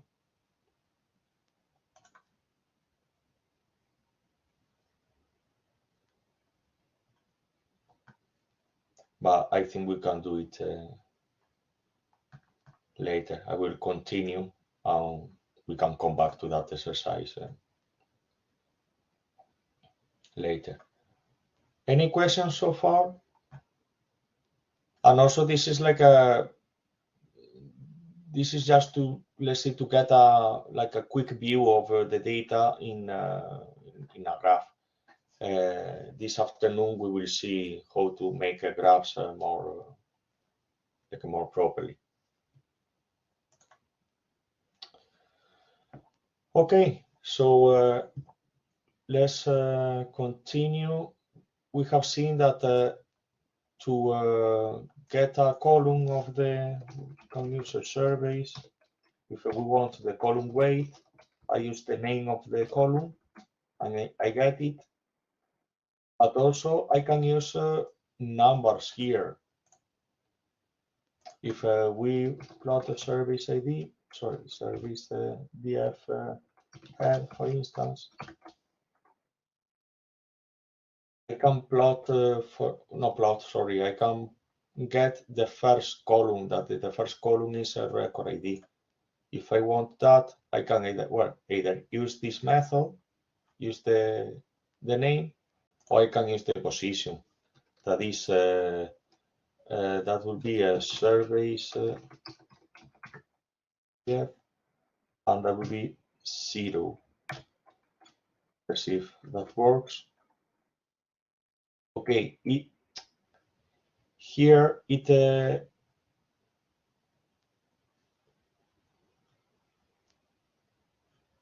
because I think I need to key error. So I think what I need to use in order to get if I want to use numbers, I need to use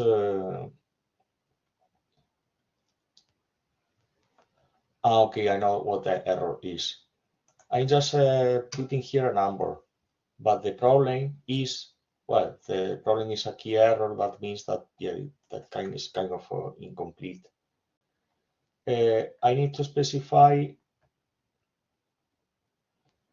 the columns that I want, the number of columns and the number of rows.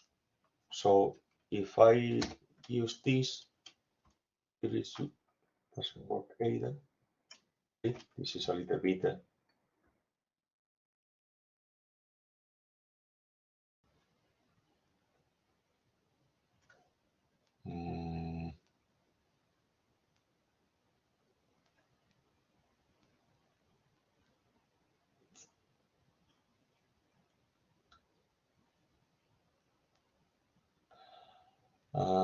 Okay, now I understand the.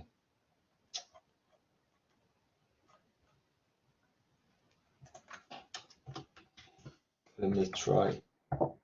Okay, yeah, that's the error. Actually, that's the problem of trying to remember many things. That is okay. If we want to select, let's come back a little bit. If we want to select columns, we can use this format. We can use the name of the column. If we want to select the rows, we can specify the number of the rows. Here I specify give me from starting in 0, give me 0, 1, 2 until 3, but please don't include 3. So this is what that means. From 0 to 3 includes 0, 1, 2, and the 3, let's see, the fourth column is not included. In case that they want to select the columns and the rows as it was a matrix, I need to use the following. I need to use a surveys dot I log. That means integer location. So here I can say the number of rows and the number of columns that I want. If I want all the rows, I need to specify column and comma. And now I specify the number of columns. For the column I want, let's say the number 0, that is a record ID. And when I execute that, well, I get a bunch of the first column is let's say the row ID, and the second one is the. Okay, let's make a better example. Let's choose month, day, and year. So you can say.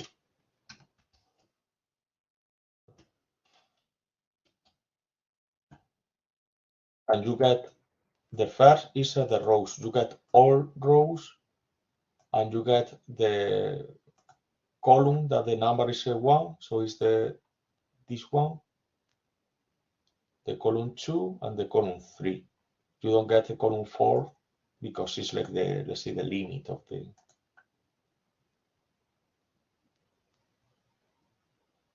So just to recap, there are two ways: using the name of the column, or also you can use the location, with the integer location with ilog. And if you want everything, you use column, and this is like to define a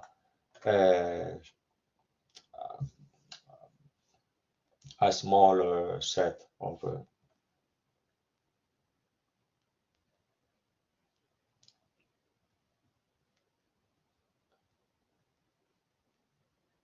Okay, so here is explain one concept that I will use another example to. That this is like when we copy objects in the. There is a tricky thing that is better to learn. We will create two lists of. We will create the first list will be the ingredients of a cocktail that we have. Okay, we will use rum, Coke, and ice. Not sure if I'm allowed to use this example at this time of the, well, now afternoon, but actually this example I use it during in my PhD. Okay, so we have this list, and if I print a cocktail, I got the list of ingredients. Because okay, it could be let's say we're working early in the day, we will create a mocktail, I think it's called. So how we can do that? We will use the same ingredients, but we will change the rum. So I can do is I can use a mocktail equal mocktail. So I get a copy, and what I will do is I will modify the first ingredient. Mocktail 0 will be equal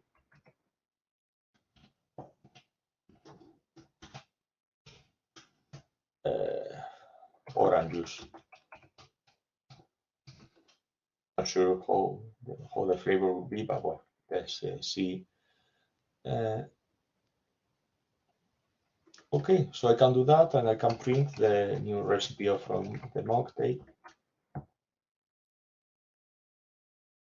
So everything okay so far? So we have two recipes, cocktail and mocktail. What happens if I print now cocktail?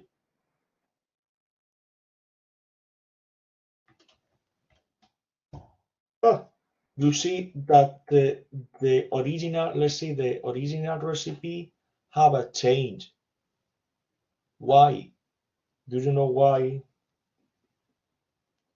Or what is the error here in this?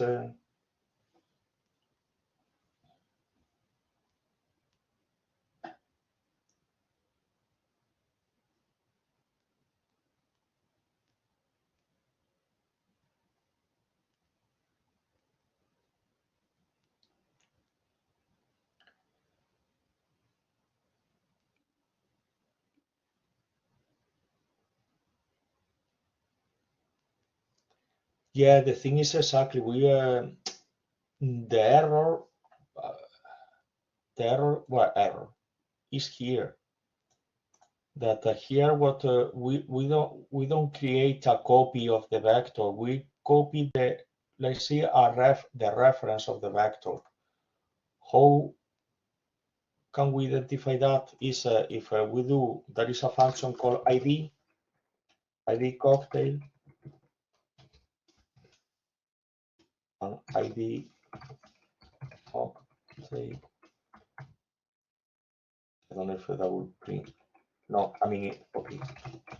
I will need to use a print in case that I want to print more than one thing in there. you see that let's see that the reference in memory is the same. And also I can do using what we have learned. You see that both references are the same. So the error was that here I should have used cocktail.copy. So if I execute this again, I define a cocktail, I execute this, now I execute again cocktail. So this is important. For instance, when we are copying let's say are simple variables like numbers, it's not a problem. But when we use a list or when we use data frames, like this is our case, if we want to create a copy, we need to use this rather than. And now if I print the IDs, you see that the IDs are different. And now, yeah, it's a false. So that's the thing that you should be careful that in this case, you don't create a copy. Sorry, you copy the reference of this list to that other list. Yeah, this is a thing that to bear in mind in order to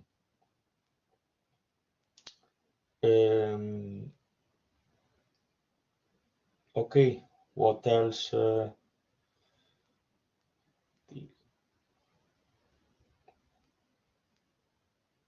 Cool.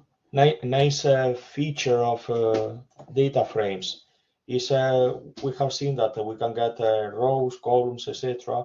But we can use criteria, we can use conditionals to get the data that we want. We can use surveys, yeah, and the condition will be in a square brackets. We have seen that we can specify the weight, but we don't want that. What we will do is we will specify we want the entries whose year are 2002. So we will do surveys, yes, again, dot year will be equal 2002. So if we execute that,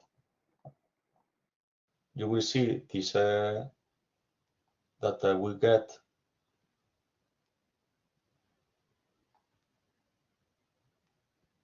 okay, I was confused because of the first, but the first is like the index that is not.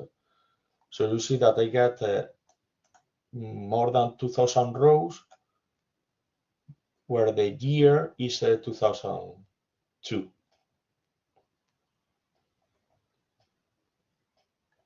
What if for some reason I don't want to consider 2002?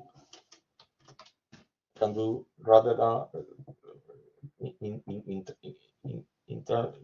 rather than equal, I use the exclamation symbol equal. That means not equal. So when I execute that, I get all years, 77 and 2001.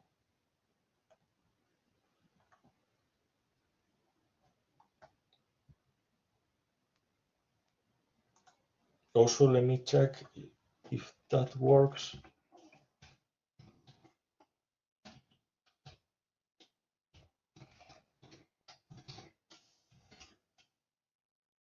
Okay, so you see that here all of the years that also the thing with Python that you can for these examples we can concatenate a lot of commands, but the only thing that this is like could break a little bit the readability of the. So you see that I have executed that, and this part is we get the whole table. But with the whole table, we can select the column year, and we can say execute the function, the method unique, and you get the list of years that are in the. Also, in case that you want to test if you only get the year 2002, you can execute that and see that, yeah, the only value, the unique value in year is 2002. And there are other, I said that equal is like this. So you get not equal is that, and you get greater than, less than. I can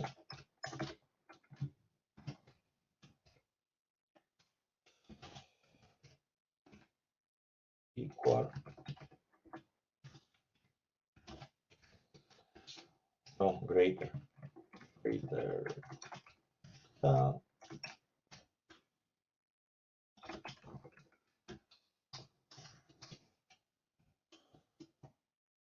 And in case that you want greater than or equal to, you add this, or the same with this.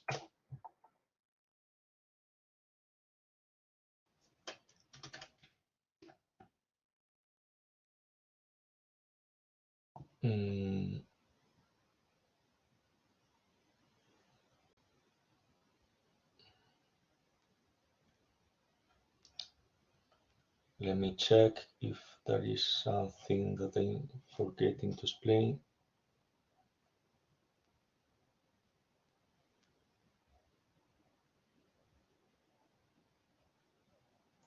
Here is explained as well. Okay, we are using conditionals so that, but what is, let's say, behind the scenes? Let me see if that makes sense. Maybe not. Okay, we'll make this, and I think I can have a.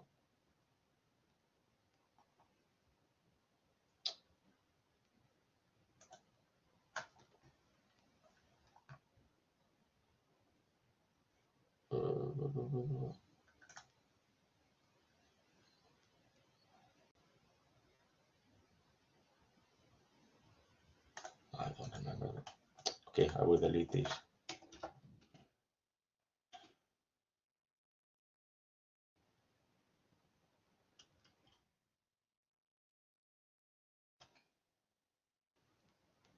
Well, here what I'm doing is I'm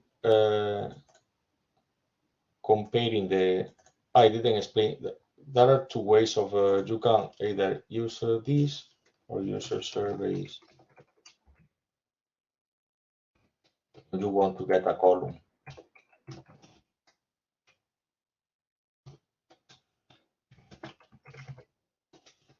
So that would be like the same output.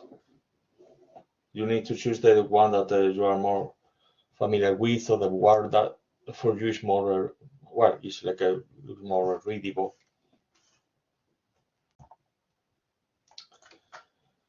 Why I'm explaining that? Because that is also we have seen if we print for data frame surveys, yeah,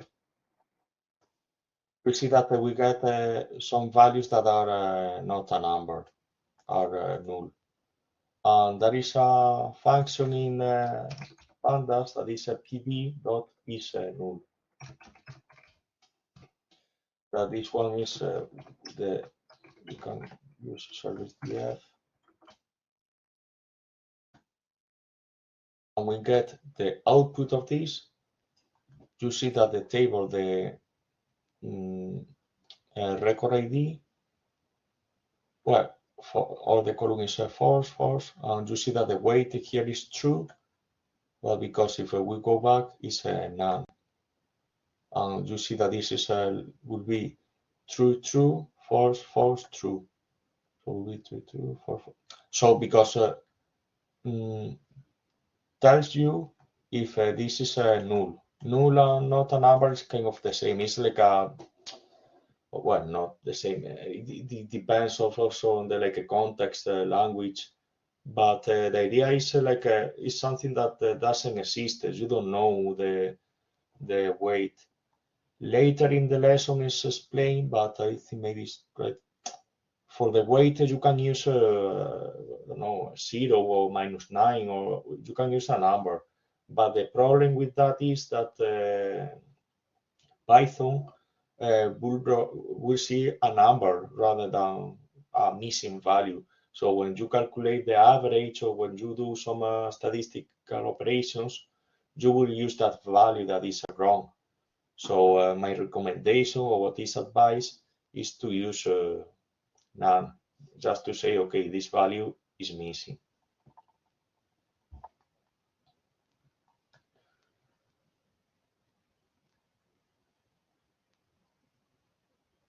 And I think that is also another way of doing PD.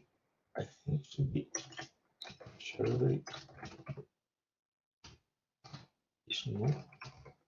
Let me check if this works. Yeah.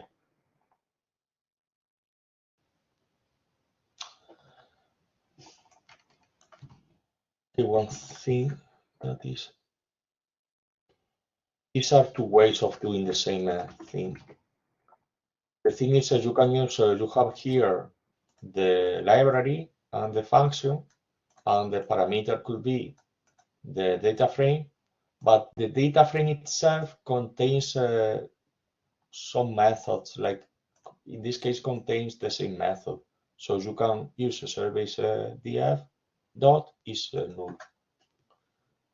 Now, like let's see, all of this information could sound a little bit complicated or a little bit confusing, but with the time you will get like a more familiar with this.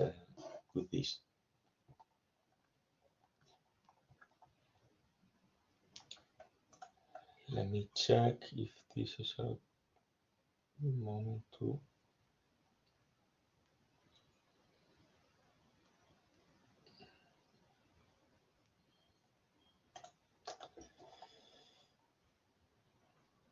Okay, so let's get more progress here. There is a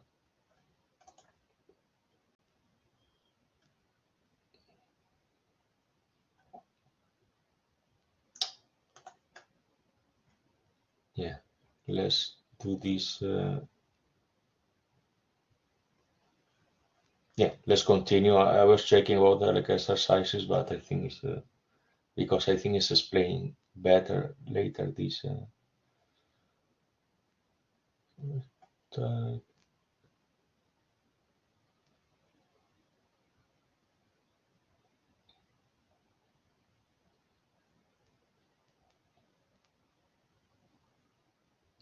Okay, it's explained, but just in case that you want to know that we have a talk about integers, floats, etc.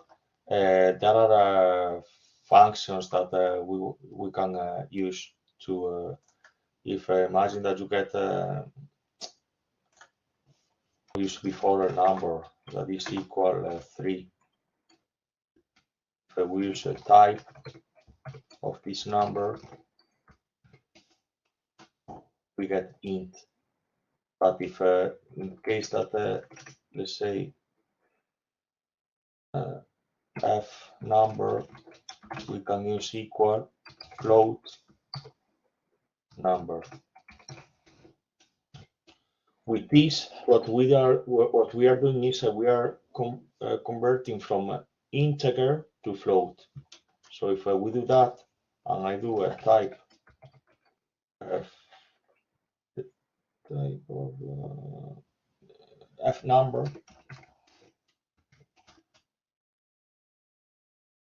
you see that it's a float because we have used this function to convert this number to the.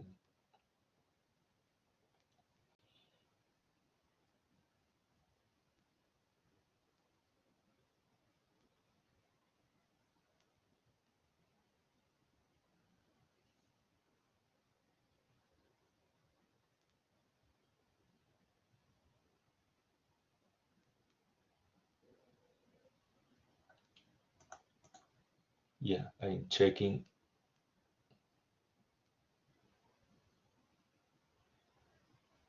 Okay, that's interesting to learn this now before the lunch break, because I think it's we are the okay. We are yeah. I think okay. I think it's a it's a good moment to learn this.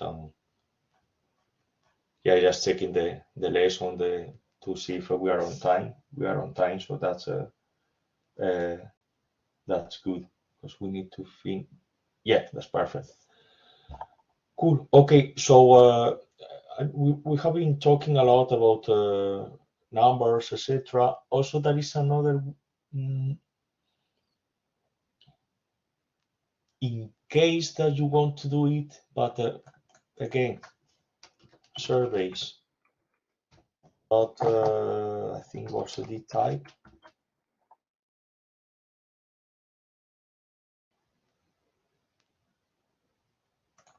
The types. Well, again, here we get an attribute error and tells you data frame object has not attribute the type, because I think it's in plural, the types. Let's see if I'm correct. Yes.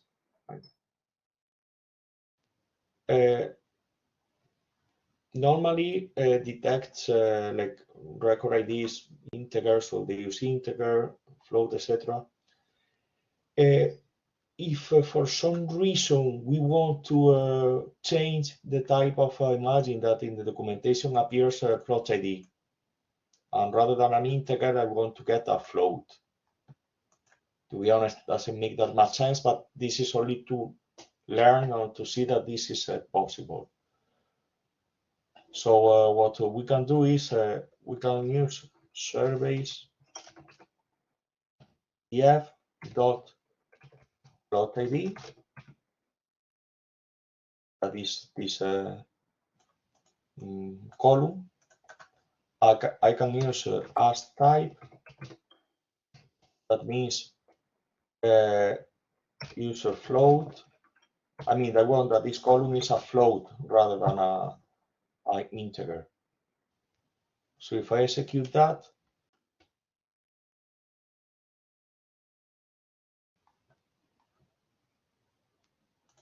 well, sorry, I'm not changing in that case, I'm not changing the column. I'm getting the column and let's say the same as I have done here, float, to change just one number. Another way is to do this. But if I repeat the surveys, the types, data types, you see that plot ID is still an integer. The thing is that when you use that function, you change and you return this like in a floating point type.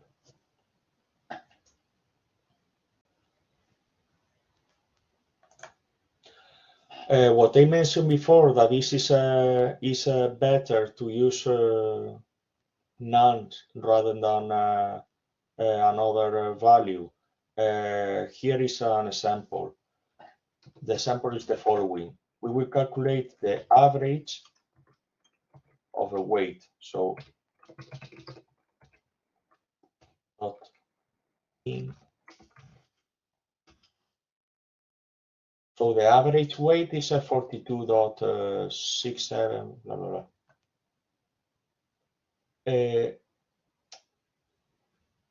Imagine that, okay, what I will do is I will copy to do the test, I will copy the data frame to another one. So it's a df1 equals surveys df. Okay, if I don't want to modify the original data frame, should I do that, or should I do something else if I want to play with it?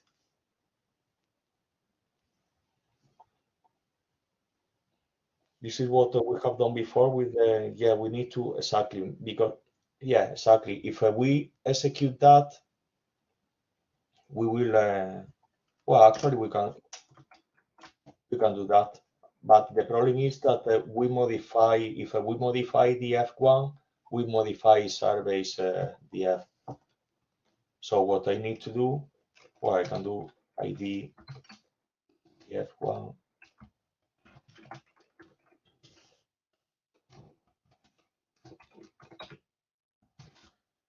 is true. What I need to do is df1 service df, got a noise since I got a letter. Service df no dot copy. In case that I don't remember, I can see all of these functions that are available. So I want to use copy, and now I can double check that yeah, actually it's a copy. Okay, why I do that? Because what I'm doing is if we do df1 and I choose a weight, okay, if I remember how to type,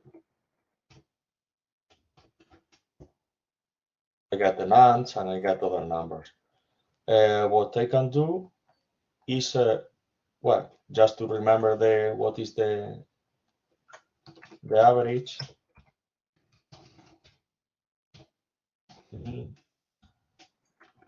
Forgot the point. 2.6 or 0.67.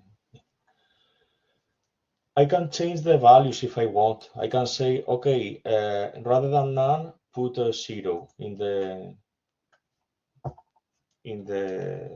as a value. So how can I change that? df1 weight equal, because otherwise the modification will not be saved. If you remember before, when we have done this as type, the output is okay. The output is modified, but it's not. You don't modify exactly the. So you do df white, so df1 weight. And here is the important: is a fill and a. And in case that you don't remember, you have any, you just type a object not found, because I think I need to do that. Okay, in this case it's not working. It's not working this way.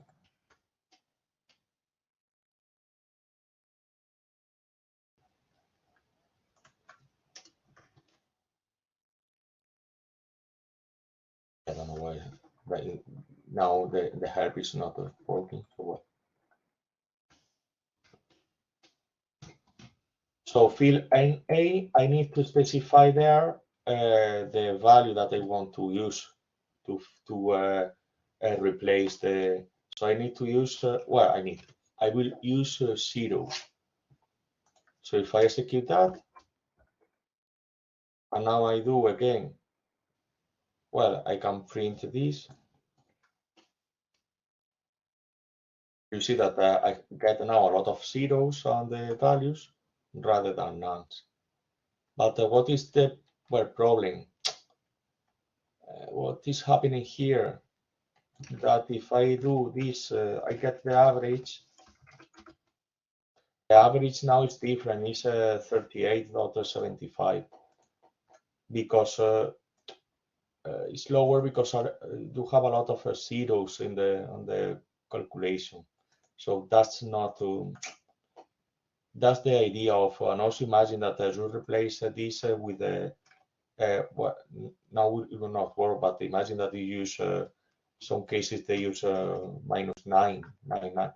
So the average, it will break the average. So why I'm explaining and like focusing on this, because in case that you don't have the observation, let's see, what you should remember is that it's not a problem to use none, or in case that for some reason you you want to use values that don't contain nonce, you can always drop them.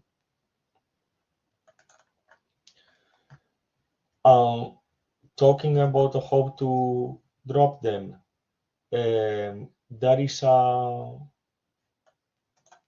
again, we can create a new data frame that doesn't contain these values. So SDF, let's do, I think it was shape.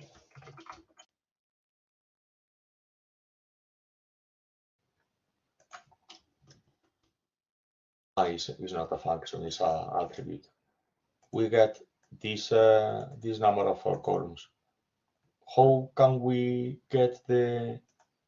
We can do okay. We will create a new data frame, df underscore na equal surveys dot drop na. If we execute that, is at the moment that one row, one observation contains not a number, the row gets deleted. And also this, let's say, method returns a copy of this row. If we execute that, and now we do df.na, well, we can print it. And you see that now there are no null values. And you see that the number of rows is smaller. Rather than having 35,000 or more than we have 30. So almost 5,000 are gone. If we are happy with this, we can now what we will learn is we have read a CSV file, but also we are able to write a CSV file.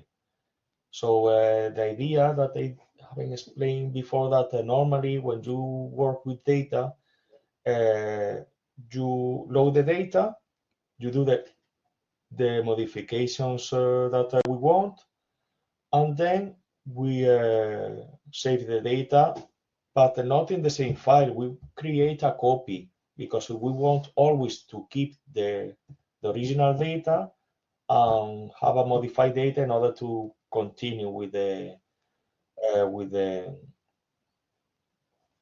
in order to continue with the calculations that we want to do. And in that case, okay, I will show how to. So I want to save df.na, and we have used before grad.csv, but here we will use to CSV. And the first parameter will be where I want to write the data.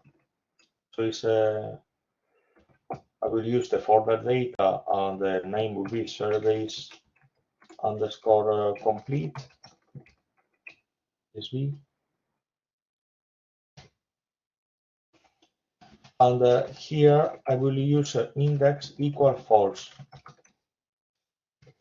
What that means? You see that when I print df.na, I get these columns, but also I get this index. This index is like associated when we have a Pandas data frame. So if I forget to set that, when I save the CSV file, I will include also this internal index, but I don't want to. So what I do is I put index false. So let's do that. Let's execute that. And now I can see, how can I, is it possible? Oh yeah, here if I click, I can click data. Service complete, last modified seconds ago. I don't know if I can open it. Ah, okay. I can open it. So you see that you get open kind of like looks like a spreadsheet with the record ID, month, day, year, product, and doesn't contain any non values. If I open the service, the original one, that the weight, you see that is empty because it contains, that means that is not a value.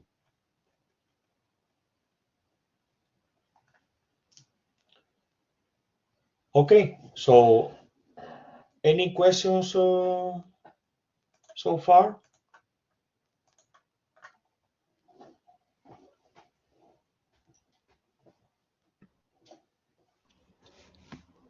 What was the surveys, the file name you just named, surveys complete, the new one, isn't it? This like a subset.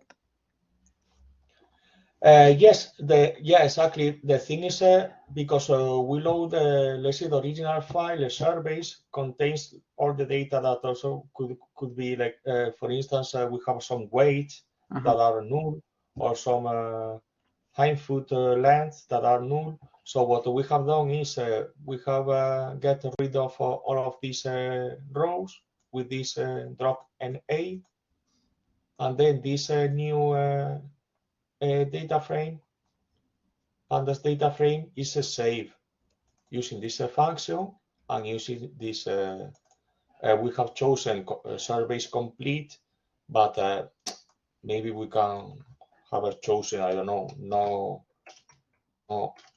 NA or any other name that we are. Yeah, okay, thank you. And again, I use index force in order not to save these bold numbers that are here. Mm. And what would be the difference if you use true in the for the indexing?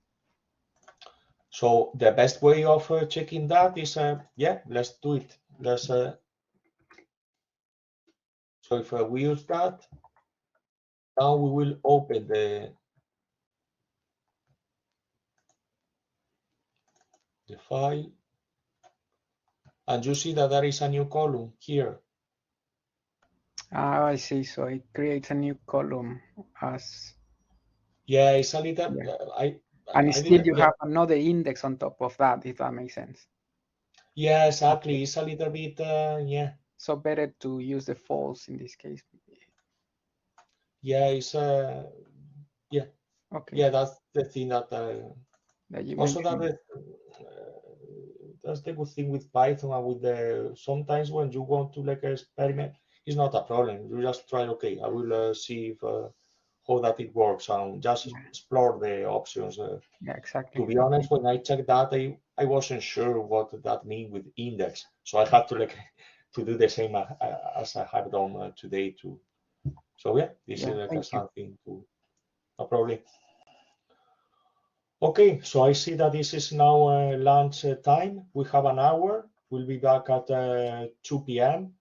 and later we will see how to because how to combine data frames, how and also how can we like maybe combine data frames, split data frames, and also we will see some plotting as well. Have a nice lunch break and see you at 2 p.m.